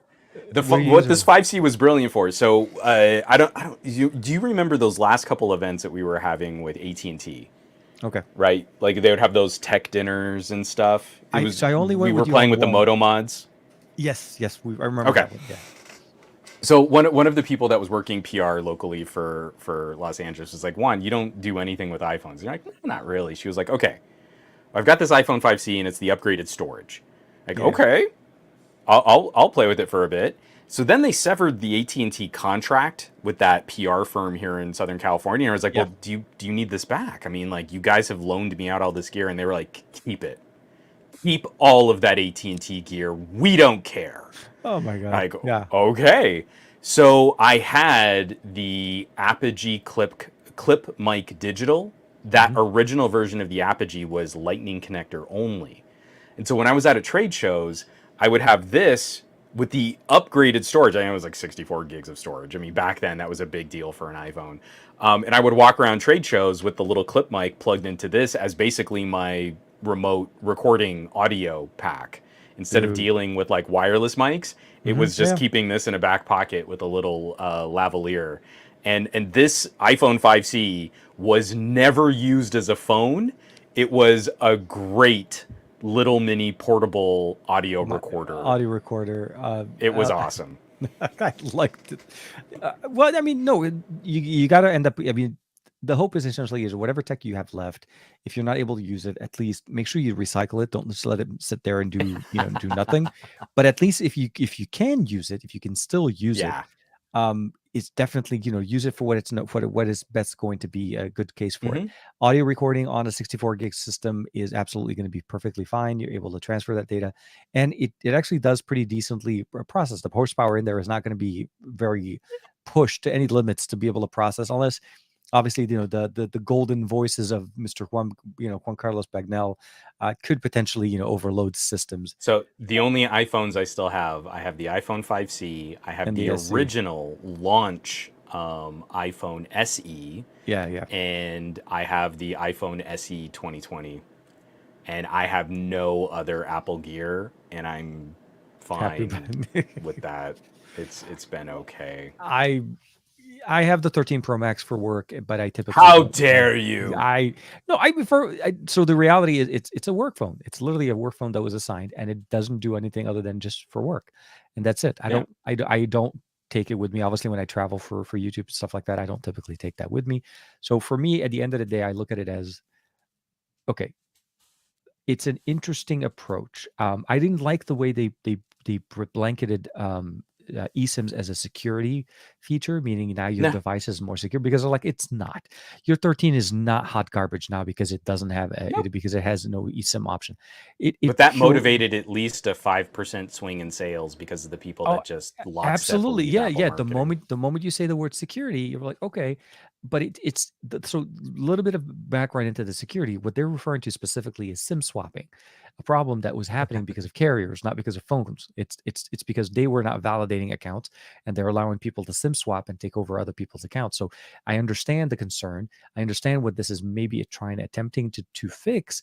But again, it goes back to the carriers. This is something that it really appeases the carriers. It's not meant to be more functional for us. It is more work. If you're staying within the Apple ecosystem, yeah, it'll be easier because Apple can create their own standard. But nothing about how transferring content or your account from an Android to an iOS on the go, potential concerns for travel, but also potential charges and whitelisting. So there's so much ambiguity around what this could be, and that's where the concern for me is. So I to me, it was kind of like, oh my god, my heart sank the moment they sold it, and they were selling it like as if Yeah. it's the best thing. It's like birthday cake or something. So And I don't want again, to. only Apple can get away with that kind of marketing with zero scrutiny. I was waiting to It's see like when as soon Samsung as was going to start making jokes about it first. I can record that video. I know, No, because they're going to but backtrack. They're oh, they backpedal totally out of are. it. No, I Absolutely. know. I'm laughing because I'm agreeing with you. Yes, Yeah. I know. absolutely. Yeah. But again, it's just disappointing because so many of these claims deserve some kind of pushback. But then you see the reporter is sitting in front of like a MacBook and a Mac Studio with an iPad and an iPhone. You're like, no, I don't think we're really going to get the hard hitting investigative journalism that Apple's claim really deserved there. So it's kind of a bummer. Yeah. This really feels like the holding pattern that Apple needs to be in until they switch over to USB-C. Yeah. We know they're going to try and ratchet people away from USB-C and try and convince more people to buy, you know, extremely more expensive MagSafe chargers. That's going to be the next push, is to go portless. Yeah. Yeah. No, I That think we can see the direction they're trying to go with. Absolutely. Yeah, I know. yeah, It's going to be it's MagSafe heaven and portless, and then the speakers. I don't know with the technology on how they're going to be able to fix that, but maybe they'll just be able to beam it straight to your ears. Like I saw a piece of tech at man. CES early this year that still hasn't Mhm. materialized, and it's a projector. It's a speaker projector that projects specifically directly to your ears. It has cameras in Mhm. the center of the speaker, and it basically, as soon as it locates a silhouette of your face, it shoots the audio straight to you, so it makes it very personal. So even though you and I Yeah. could be standing next to each other, I can be listening to it, and you'd be like, "Well, what are you doing, TK?"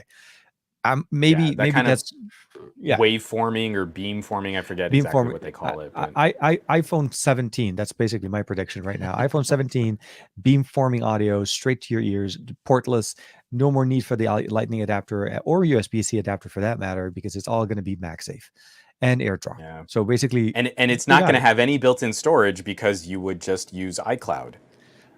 Absolutely, because you're going to be. Why would you need storage on the device? What are you, poor? Don't be poor. Don't be poor. Be Apple. No. So a lot of again, a lot of things kind of going on there. If you're an Apple fan, and if you're excited about what Apple's putting out, just understand the options that you're getting, what things could be there, and what could be different. If you live outside of the US, for the most part, you're again very iterative. You're more than likely going to still have your SIM tray. Well, if Maybe you live outside the US, you're probably going to be paying significantly more that than was we the other thing. are So in the Europe is United going to be paying States. more money to keep the SIM tray. Whoa, So that damn. that was, to me, I was like, oh my God, you're making it into a feature that they pay more money for. It's like, seriously, Oh like, boy. because we didn't get cheaper. And I did it. doesn't Did you? that Did you? feel like economically punitive from Apple, that like, oh, you're gonna send regulators off after us? I guess you just need to spend more on our phones now. Yeah. Well, because it's going to It cost us almost more. feels, yeah, it almost Yeah, feels retaliatory. a, Like, a little bit, a little bit. And a little again, bit. I remember Tim Cook testifying under oath before a Senate Judicial Committee. Committee. Thank you. Yeah, Um, it's a community of saying committee, but I mean, that bullying was just not a part of the Apple DNA. Like, yeah, Apple doesn't bully, but apparently it's okay to talk trash about, like, just buy your mom an iPhone. It's okay to hassle developers. It's okay to economically try to savage markets that go after you with regulators. I mean, that's not bullying, green bubble, blue bubble. No, no, no. That's just Apple winning, I guess. I almost feel like that's perjury. I almost feel like we should be able to call Tim Cook in and be like, you lied. you Apple lied. profits immensely from incredible amounts of social conditioning, which all leads to bullying. And your products are now starting to reflect that directly. It used to be you would say that as like the quiet part, but now you're just saying it out loud in Yeah, front of no, everybody because yeah, you're arrogant as shit. because So, you realize realistically, like, okay, well, it's basically us or Samsung. We're the betters, so you should just go with the best. It so to me, it's a tough story. So, but I will say this: I will not be partaking of the juice this year. I yeah, will, I will gladly wait for the Xperia One Mark IV to come out, and then spend my money where I feel like my experience would be definitely yeah, not only catered for, but also well designed for what I like. It's really what it's intended to be. same. Um, the watch was, like I said, for the most part, again, nothing that exciting for me. It's an iterative update. The 7 is still a very good, reliable option. Um, Yeah. and then, of course, the headphones and everything else. Again, a lot of things we saw were already, they're always on display. Nice to have. Welcome to the club. iPhones, kind of a thing. Crash detection was also kind of like, again, welcome to the club. I it just it I was like, It felt like okay, a lot of catch up. Like it like is. Apple It's is now starting to they're trying kind to of bridge the compete gap. better. Yeah, yeah, they're Yeah. trying to fix it, and they're doing it right. I mean, they're doing it in the sense of iterative update, but they're focusing on some areas like that. Um, but anyways, not take be delay the inevitable. If you are an iPhone user and this is something that you're interested in, please at least be aware what you're getting into it and the market that you're in, depending on what you're looking into it. If you're on a Yeah. 13, it's really a 12 or a 13, unless there's a big issue for you on the battery on the 12. Well, The really, and this is the window where you've got an amazing opportunity to shop 13s. yeah, because the 13s are So now, still, yeah, they're going to be they're available still for, totally viable. They're still on carrier store shelves. There are yeah, yeah. plenty of like used and refurbs. Well, Like I was about to say that this the is resale market now is going to be dumping 13 for the people that are upgrading. If they're oh going, they're yeah. going to be dropping the 13s No, and so on. So great deal completely. opportunities. And again, I know I'm being kind of snarky and a little shitty about this, but like if you have an iPhone 12, get rid of it. The first generation of Apple 5G was a cataclysmic failure. Oh, And same if with we 4G. don't Yeah. call well, no, the iPhone 11 was great. The iPhone 11 was a great phone. It really was. And then going to What the I'm iPhone referring to is 12, the 4G the 4G enhanced 4G on AT&T when that first came out. oh The whole no, debacle of that that 4G that back that then. sucked too. Yeah. But I don't think anyone ever called out when we went from the iPhone 11 to the iPhone 12. Hmm. We also saw that SoC issue where Apple put in more compute power than the phone could really handle. And if you go back and you look at some of those, like Anantech did a great breakdown, like, hey, let's just look at thermal throttling, and you're like, whoa, damn! If you play a game for 5 minutes, the iPhone 12 outperforms the iPhone 11. If you play a game for 10 minutes, the iPhone 12 is throttling below the frame rate of the iPhone 11. The Yeah. iPhone 12 was literally hot garbage. Garbage. And it never got the pushback or the criticism that it really deserved publicly in the market.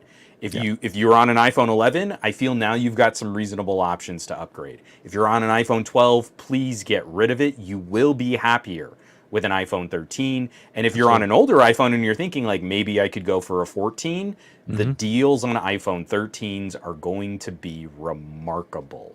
And So now is absolutely the right time in this window to do some very savvy shopping. I feel like the iPhone 14, the 13 would definitely be even in the used market, but it's still the better choice. I think it's the better Yeah. choice right now with what's available. And the fact that I think that if you're looking for a mini, the 13 mini is still a pretty good contender, much better, well I mean, it's received. exactly this. I mean, you might as well just call it the iPhone 14 mini It is. No, because exactly. it's the same. It, The iPhone 14, I mean, the critical difference between iPhone 14 and iPhone 13 is one GPU core. yeah. You won't care about that if you're the person who's shopping and living in the medium tier iPhone land. A tiny fraction of those people will even notice the potential GPU compute power differences between those two phones. And just if you want a tiny phone, go get an iPhone 13 mini. You have Yeah. almost exactly the same computational performance, battery life experience as what that would have been if they refreshed it for this year. It would not have changed. So the I, mini is still a baller option if you want that absolutely. small form If you're factor looking phone. into that form factor, I think that thing is still a better solution. Yeah, Um, Michael Corcoran saying like we're at $600 for the iPhone 13 mini, and the refurbs are probably in that $530 price range. yeah, yeah. Skip the SE. Ignore that the SE exists now in the 5G era. The mini is where it's at if you want a more reasonable price point for a daily driver communicator phone. Yeah. Don't go playing with the brand new phones. Don't mess around with eSIMs if you don't have to. Don't step up to the pros unless you're really just trying to show your family and friends that you like throwing money away. I'm very positive on the iPhone 13s now. I That's agree. my gig. No, I'm totally with you. Oh, Davin, no. Davin Davis. I own an iPhone 12 for my business. One is right where the battery is terrible. Oh, Terrible. Davin, get rid of it. Get Dude, rid definitely. of it. This would be the time to try to trade it in for a Do 13. it. Seriously, before the 14 is available, you still have access to that, and there'll be really good deals on trust the for companies trying to basically clear their 13 stock if they're going to. But again, the 13 Right. is not going away. They're actually just more Well, affordable now. Marilyn Really. is going to stick with her iPhone 13 Pro Max and her Androids, plural, Oh, well, dude, she not has the going for Z the Fold iPhone 4. 14. She's rocking the Z Fold as well. No, Yeah, I was gonna I say feel like Marilyn that's a got it good all there. combo. Yeah, yeah, yeah. No, And then I just had to highlight Steve. Oh man, Juan is such a shill for the iPhone. Juan's order is already put in just for everybody's reference. He Yeah, will be receiving the entire suite of 14s, yes, in all the every way color. in every. Well, of Just course. just like several other YouTubers that we know who are into gadget commentary, but really they're just I into showing off the colors of all the expensive phones that they can buy. so okay. So if we're No gonna one talk colors, specifically. I'm gonna be No. honest with you. I want to see a purple Xperia 5. I just want to see it in Yeah, the US. I haven't I it do. exists. I know it exists, but it's a Sony only. And even with the Xperia 1 Mark IV, you can get those colors, but purely through Sony, and it's just very limited. And there's such a Yeah. rarity. And they didn't have any of the colors at Kendo, so I couldn't even get a chance to see the color there, just to kind of see other flavors. Yeah, I know. But with that being said, I know we're kind of getting into the more of the latter part of our show. I kind of wanted to circle back a little bit with. So look at that. Okay, look at that little. Is that the U Perfect Mini, or is that This the? is the U Perfect Mini. So this is a hard transition. Yeah, Um, very. for people who like doing things with their phones and getting more compute use out of their pocket computers, I have been a huge fan of laptop docks. Yep, The absolutely. Next docks and the U Perfects, I feel, are sort of the best solutions for portable display that is well Hmm. protected, battery powered, and also has I/O like hubs for a laptop hub. So this is the newest U Perfect. This is the U Perfect Mini X or X Mini, I can't remember. And So it I is. have. It's Yeah, an I 11. mine. I got mine, unfortunately, right before I left. So, uh, if yeah, if Just gonna it. do that. Well, actually, I was gonna So say this is let's an use it. 11.6 inch laptop dock. Hmm. Full wraparound, you can go like tent mode if you just want to prop the screen up. You can go full tablet mode, just fold the keyboard behind. It's got a slightly larger battery than the original U Perfect X in Hmm. a smaller overall footprint. This is just at the limit of fitting on a modern economy airline tray table. So I almost dropped it on my desk. So Face first onto the I, desk. I very much enjoy this category of products. I don't have kind words for people who can't understand the value of a good portable monitor, Yeah. right? So that's where we start. We're in a renaissance of amazing portable screens. I've been playing with a bunch of them. Like there are these amazing options. You can throw an extra screen in your laptop bag, go dual display with your laptop, or plug your Yep. phone into it, plug a game console into it, plug your camera into it, and have a better monitor. These things have been phenomenal. So now we've got a great little mini touchscreen. It's a 1080p 11.6 inch touchscreen where Yep. a lot of cheap Chromebooks are still, what is it, like 768? You know, that weird, A just resolution. better than Yeah. 720p resolution. 1080p touchscreen. Then we add a trackpad. This is one of the best trackpads I've used on one of these laptop docks, but nice, really chunky keys. Like I really like the sort of chunky tactile feedback on the keyboard. That's really nice. It's got a great feel under your fingertips. The frame is really plasticky, so It there is is. a lot of case flex when we're kind of moving this thing around, or if you're typing really hard into the center of the keyboard tray, you do feel a little of that creak. Hmm. But huge battery life, dual USB ports for other accessories, memory card reader, headphone jack, speakers. This is one of the best sort of outfitted accessories for improving the functionality of another gadget. And that to me is Absolutely. what's so exciting. Yeah. You've Yeah. got this is an accessory which helps you get more out of the gadgets that you already own. So let's say you've got a phone with a desktop mode, a laptop, a Nintendo Switch, and a camera. All of those can connect to this. So let's say, I mean, it looks silly when you've got a laptop shell next to your laptop, but there you go, dual display, and it's battery powered, so it's not taking any power away from your laptop. Or you could go throw it into tent mode and Yeah, have your second screen next to your laptop screen. Then plug in the kid's Nintendo Switch. Then plug in your camera to use it as more of like a external monitor. Yeah, a display, yeah, a yeah, yeah. monitor. So all of the functionality of this is what I care about, and I get a lot of pushback on my videos because people will say things like, "Well, you could just buy a cheap Chromebook," and you're like, you know what? What I would spend at around $300 for a Chromebook is actually yet less useful to me than just buying this hub, because Yeah. that cheap Chromebook is going to be less powerful than a mid-ranger phone, and it can't hook up to anything else. It's a product unto itself that's extremely low power, won't be fun to use, is only going to get 4 or 5 years of software updates, and then it's end of life, and then it's just e-waste. And I feel like this is going to be easier to repair and maintenance. Just all the screws off the back plate, you can Mhm. replace the battery, Yeah, yeah. and it should last you several phone generations with I was minimal maintenance, while also hooking up to everything else in your sort of home network of gadgets. So I've been very happy. I'm very happy that this idea is still evolving. yeah, Like we're we're still still seeing seeing new we're versions, because we both got to play with the Nextpad, and the Nextpad is a really interesting twist on trying to make more of a tablet-y experience. yeah, yeah. I know a lot of people are hypercritical about how that came out, but again, a handheld portable display that is really sturdy, really well built. That was really cool. UPerfect has been killer with some of these 4K portable battery powered displays, Mhm. some of their newer laptop docks. This is a category that I can't say enough nice things about, Yeah. because as soon as you get your hands on a portable display like this, if you have any imagination at all, you're going to find all of these really cool things that you can do with it, and it's so much fun to kind of spruce up something that you already own, right? It's just so much fun to, oh, I was doing this with my phone, now I can do it on this, Yeah, and yeah. I get so much more capability out of that just because I've added a bigger screen, or I've added a keyboard, or I've added a trackpad. It's And you charge your so phone at the same basic. time. That's the other thing. You And don't drain your phone's battery.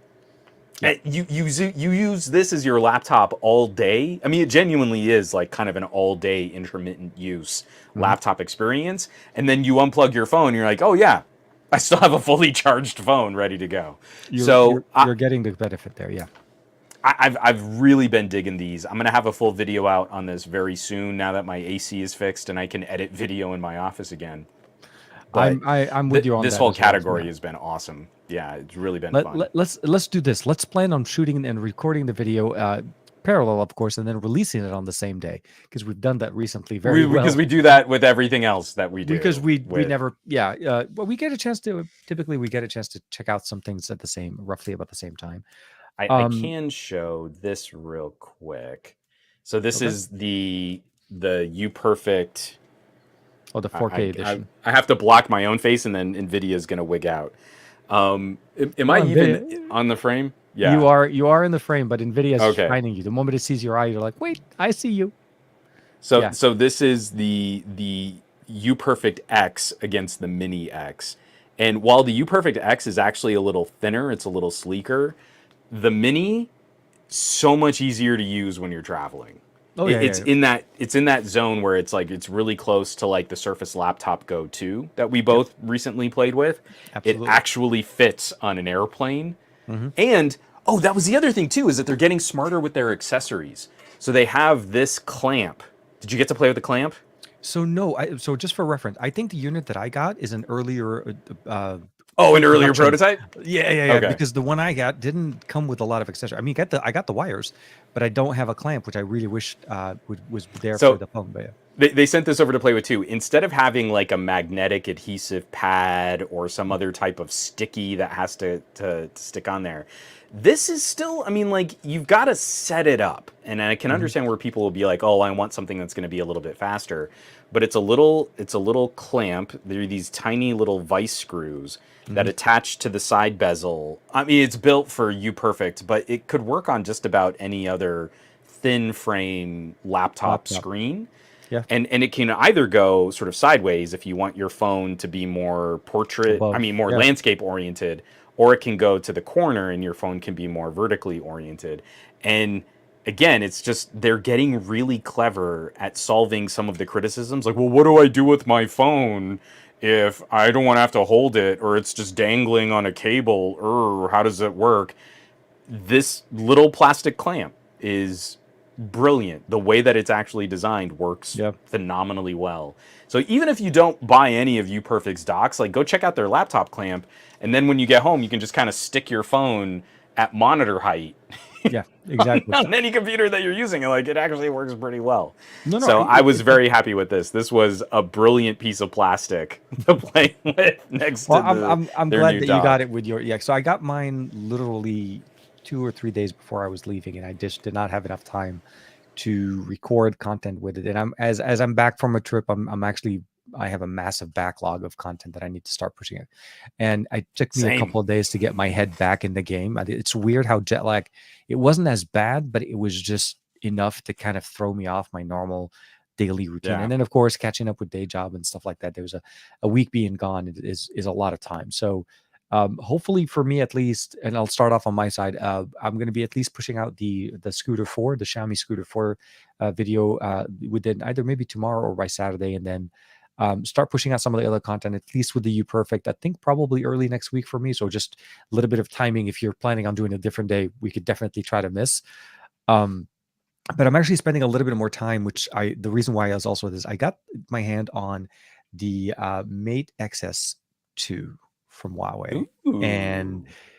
that was a little surprise. I wasn't expecting it, honestly. I show up and we go through the pre-briefing, and then I am actually now able to say that it is beautiful. It is thin, like Yeah, crazy thin, look at and that. and look at that, a fully functional front display that makes it run like a regular phone. What? And what I That's like about that's them is incorrect. It's supposed to be a weird, awkward, uh, skinny aspect it's ratio that's not supposed to be, functional for anything. but the case that they give us protects the back display when it's closed, and it actually looks like a regular Nice. phone when it's not being used in flex mode or opening up in mode. Um, they've done a lot of improvements over the app gallery with installing applications and usability. For me, it's a lot of fun, and they also gave me a couple extra things. I got their new glasses. I also got one of their bands. So yeah, I came back with some more gear, some more fun toys to play with. So I'm again, the backlog is building up, but I'm going to start churning through some of those. Yeah, And I told you I got I'm the definitely THS. Sorry, go ahead. the THX. Oh, the Onyx. I'm also playing with the Onyx as well. Yeah, So yeah, it's yeah, great, yeah. So isn't it? I got my hands on one of them as well. So yeah, Techtober is starting early for me, and let's keep it going. The Techtober like ran the whole summer. Neither of us really had much time off. I mean, on No, and top oh, of and then everything we have else the that M5s. That's the other thing I forgot. Um, I got a chance to. I have both the Poco M5 and M5S that I need to put some I content on still as need to well. finish a video on mine too. Like, Yeah. it's a great little phone. I just finished an M4 video, and you're like, man, Poco puts out a lot of phones. Yeah. The other one that I'm taking a minute to circle back. The folks at Unihertz reached Oh, out, okay. Yeah, yeah. and so I have the Titan Slim, just their former Oh, key nice. Yeah, yeah, yeah. Kickstarter I think I saw keyboard an email phone. from them. I have not had a chance to respond back, but yeah. So I reached they reached out to me. They sent one over just for me to take on a little test drive. And again, obviously this is not a direct one-to-one replacement for my beloved Key. BlackBerry Key 2, but at like $350, this is making a really strong argument as a unique boutique Absolutely. communicator kind of device. And again, I feel like when we have these kinds of options in the market, we've got to do them justice. Like, this is a very specific kind of conversation, and it's not average consumer. Like, anyone who would be interested in a keyboard phone, that is a totally different breed. And so I'm really excited to spend a little time with this because it's That's good. really inexpensive, and the keys are pretty nice. Like I like, you know what, it's funny is like it doesn't feel like a BlackBerry replacement. It Mhm. reminds me of the old Moto. Do you Oh, remember the Moto? This is like Android 2 years, okay. but there was a Moto for Sprint that was a vertical candy bar that had a little tic tac keyboard at the Oh, bottom of the screen. I It was an uh ancient Moto, but I okay. love returning to that kind of a vibe, that kind of a feel. And so the Unihertz is reminding me a lot of that. So I Well, I'm just glad. I'm activated glad Google I'm glad you Assistant. got a chance to get your hands on that. I think I know our buddy Adam had worked with them during the original campaign when they was launching Yeah, it. So I remember I've seen yeah. coverage from it. So it's the good thing is they're still obviously going full force and trying to get it in more people's And hands. especially watching, that other company was Onward Mobility completely failed to bring a BlackBerry to market. It just Yeah. feels good having one option that has a keyboard on it. Yeah, yeah. you know, Well, like, and Unihertz has many more additionals. There's the Titan Mini, and so oh yeah, they have a series of devices. But I'd love to see how your thoughts are after using it for a little bit more as we're all trying to catch up. I start yeah. to see. Hope you have a good evening, Marilyn. I know I saw she has to go to sleep. I know it's getting a little bit late for depending on where Oh, you are. we're wrapping this up. We're, We're we not going are to we go are. another hour Um, on this one, so guys. hopefully I'll see you guys on Saturday with the Android Bay. The show will be back. Obviously, I'm back in the studio. And then, of course, Monday morning we'll obviously get the SGGQA back with our buddy, the GG, the SGG of the QA show. Obviously, um, Yeah. a lot of things to cover, a lot of exciting things. Xperia is knocking it out of the park. Apple has some interesting approaches and interesting Mm. tactics in 2022. I will say that at the end of the day, use your phones for more than for all of the benefits that you can. Yeah. I did drop a few hints at Sony at Cando saying that we want to see the Xperia tablet back, but that was just me wishful thinking. Um, UPerfect makes a great opportunity case for using your device for more than than it's intended for, not even worth. It's for more. If you have desktop experiences, or even if you have screen mirroring, this could definitely still work for you, allowing you to utilize, as you said, SD card, headphone jack, external battery, keyboard and mouse. So many more things can actually become functional for you. So even with like an Xperia, you can definitely use something like that. So at the end of the day, I know I'm kind of like prolonging it, but I want to say thank you for everybody for hanging out with us. For Michael, for buying. Oh, Scoop is in the chat. Hey, sorry, I Hey, missed it. Scoop. Scoop's in the chat. Steve DeRoche, bonsoir, mon ami.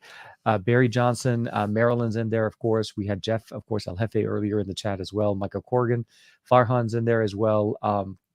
With everybody kind of hitting us at this, and Ron Guido in there as well. And I think Golan Levy was in there earlier, wishing us a sorry, not happy birthday, good morning, because I think it's early morning for him. I'll say this: be safe, stay safe, and then enjoy your tech. Just whatever you do, whatever you buy, just as long as you're able to enjoy that tech and makes you that helps you make your life Yeah. better. That's the whole point. You don't want to be stuck with an iPhone 12 with a bad battery. Just do what Juan said, trade it in, get yourself into a newer phone. Uh, Davin. da- no, I'm sure tomorrow morning Davin will be going in, taking care of it, and it'll be done. But it is a First bit thing in the in the morning, he's morning. like, Juan said, I got to get rid of this phone. Get rid of that Juan.